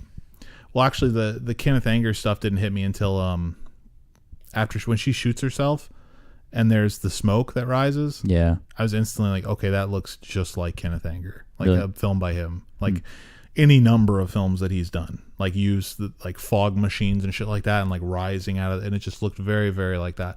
And I was like, oh, I mean, and he's obviously influenced by him, like Blue Velvet is. I got like the opening credits of Blue Velvet with the velvet, very much like a film that he made called Puce Moment, which is like a bunch of different fabrics and stuff flying at the camera and stuff. But anyways, but another reference to Anger that I was thinking about was the guy who says "No hay banda." He looks just like Anton LaVey, the Church of Satan guy, who was in Lucifer, Inauguration of the Pleasure Dome, or one of them. I don't remember. He's in one of the Anger films. One of the Lucifer longer ones. Rising? Lucifer Rising, Yeah. maybe. Maybe not. I don't remember. I don't know. He's in one of them, and I was just like, this guy looks just like Anton LaVey, and he's like clearly he's a kind of like evil figure. Like Yeah. he causes Naomi Watts to have like this seizure moment and everything, you know. Yeah. So that's what I don't know. I was just that's just a thought I had watching it, and that's why I desperately wanted to rewatch Kenneth Anger films this morning, but I could not get to my DVDs because they're buried in boxes and shit. Damn. But you know, it's great. I kind of want to rewatch it now just because we talked about this. I mean, I had most of what we were saying in my head except for the director part. I like that. That like really ties it all together. Yeah. I don't know. Despite its flaws, it does has flaws. It's just I don't know. Would you say it's his most accomplished for me. I don't know. Okay, that's fair. I don't know. Would you say it's obviously it's not like a genre film or anything. It's not like it's a drama or an action movie or anything like that. But like there are some truly, and this goes for Eraserhead too. There are some truly like horrific moments, and especially in Mulholland Drive, there are moments that like I was watching it at about 11 o'clock at night, and it was pretty terrifying actually. Like what part? Well, obviously the go-to scene would be the dream sequence where he talks about the dream and he goes and sees the man in back of. I can't like I have like anxiety problems sometimes, and like that really like I have a hard time watching that scene, and it's like it's not scary at all, but it's like it really like his fear. It's weird because like he talks about he looks back and like sees the guy his fear, and he like it makes me more scared, and it's like watching this guy say that makes me just like afraid for no fucking reason at all. The one that got me the worst. It's weird though. I'll be honest. Well, there's two scenes. One was when they go back home with the key and they're going to open the box, and she gets the box out, and then she looks up and Naomi Watts is gone. Yeah. And she's just like, Betty, and she's just looking around for her real slow. And I was like, that is the creepiest shit I've ever fucking seen. And then she opens the box and she disappears. And then it cuts to this shot of the doorway to the bedroom. And I'm just like, why are we on the shot? Like, what the fuck is going on? Like, somebody's going to come walking through that door. It's just going to freak me the fuck out. And it did. The ant comes walking in. It freaked me out. I was like, oh, God. Like, oh, Jesus Christ. I was like, because it just hangs on that doorway. And then, of course, at the very end, when the old people come into her house and they start chasing her, which shouldn't even be scary. It's like ridiculous when you think like they're laughing. I think it's like it's so absurd. I think it's like primal fear, like in a way, like it's like oh shit's chasing the way me. she's reacting to it is terrifying. Yeah, like, she's screaming her fucking mind out, and I mean, so scared that she runs and immediately just. It's like what we always joke about, like. You get like you see something, you go, oh my god! Just have to kill yourself as soon as possible because. I'm glad you brought that scene up.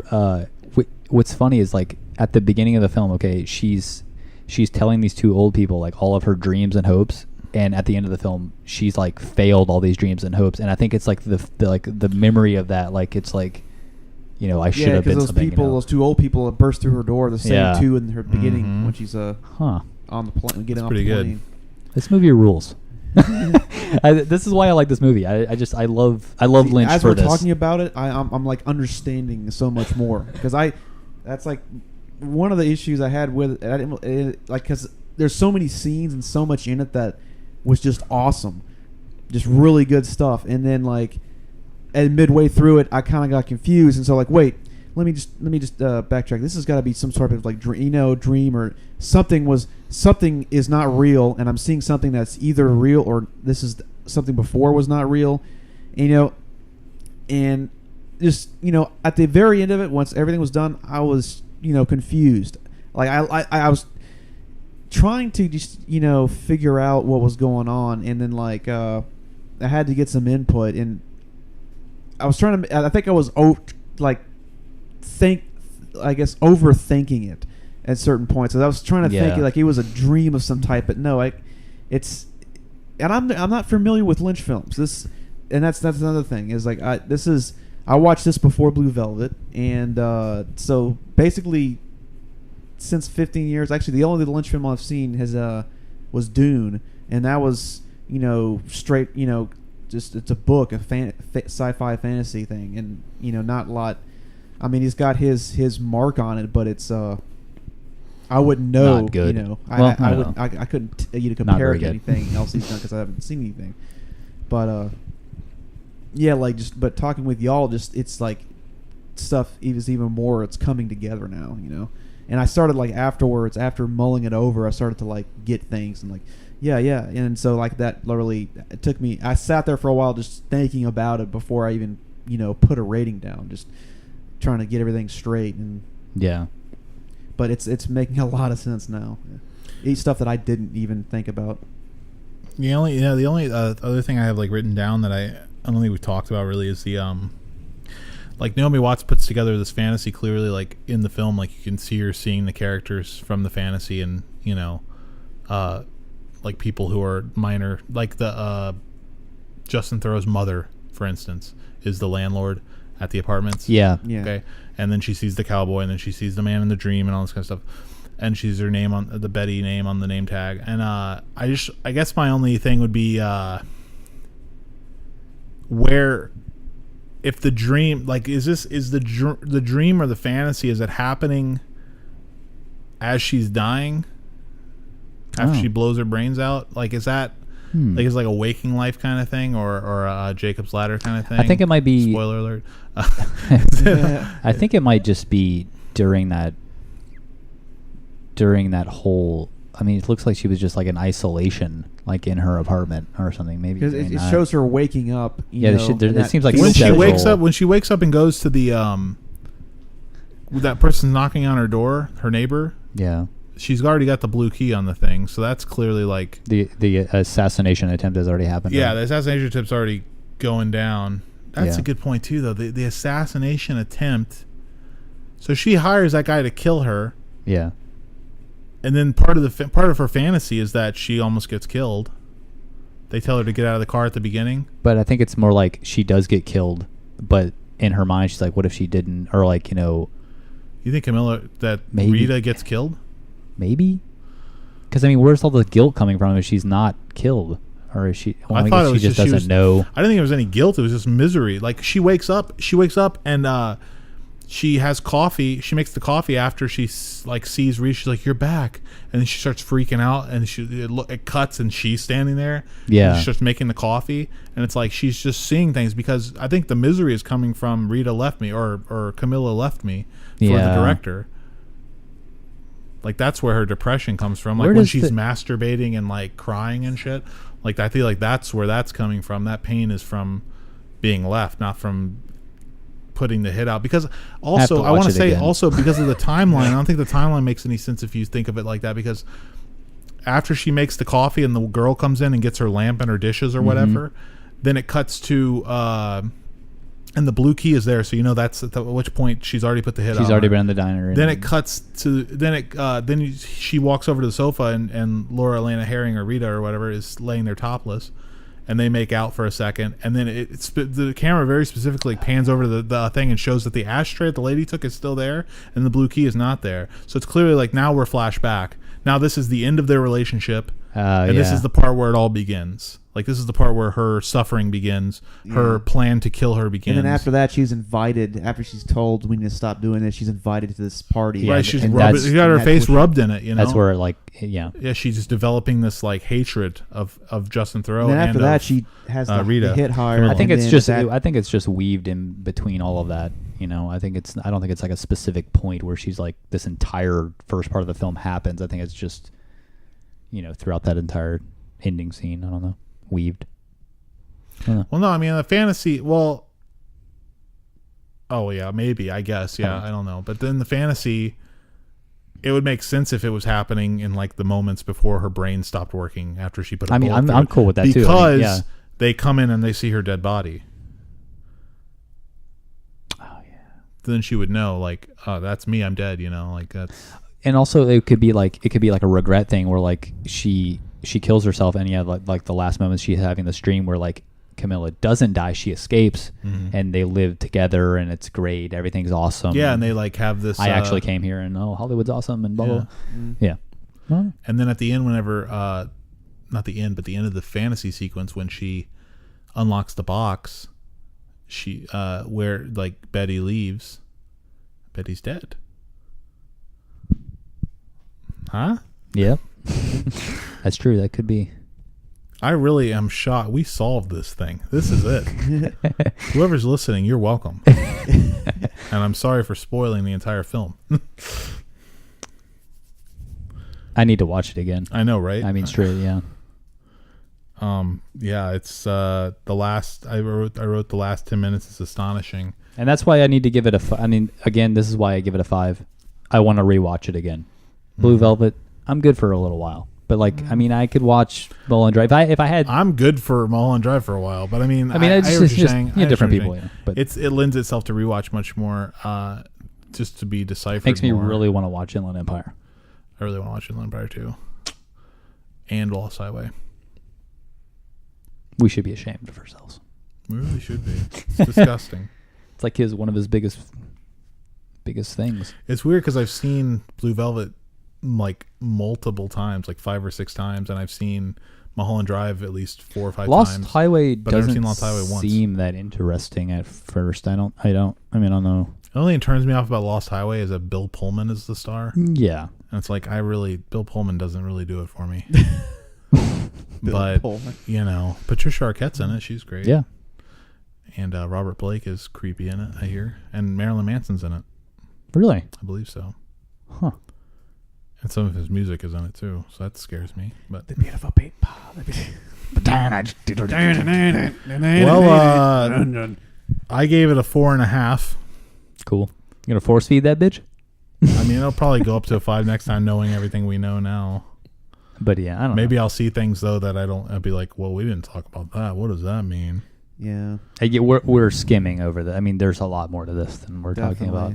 Yes. But I gave it after just mulling it over my head, I gave it a 4.5 because even like right after I saw it and I kind of got some more input on it. I was still confused about a lot of things, but there's so much good in it that I just didn't find really wrong, except for like just, you know, not completely grasping everything would be like the only if anything negative that I saw, and I didn't like find anything that I just did not like at all, except just, you know, being except for Billy Ray Cyrus.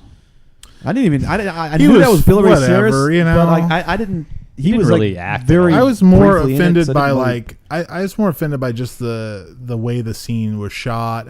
Even the scene after that when the big huge guy comes to looking for the director. Mm-hmm. I thought that was very like comical for no reason. I was just like, I don't like that. I don't like the tone of it.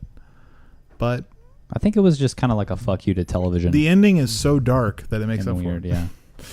The ending is the darkest. Oh my god, it's scary. It's terrifying. And I was watching it with my headphones. I bought some of these. Oh my god. I was watching it with these. Dude. It was. I'm and sorry. It was just so like I was in it, you know. And she was screaming so loud in my ears. I was like, Like Naomi it was Watts is a terrifying. beast at the end of that film. Oh yeah.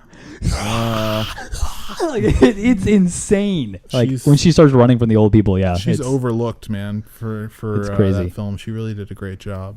I think she's a great actress. I mean, I like her in a lot of stuff, but she's very good in this. Anyway, that's a wrap. I guess that's gonna do it for our show this week. We're gonna be back, hopefully, With Star Wars.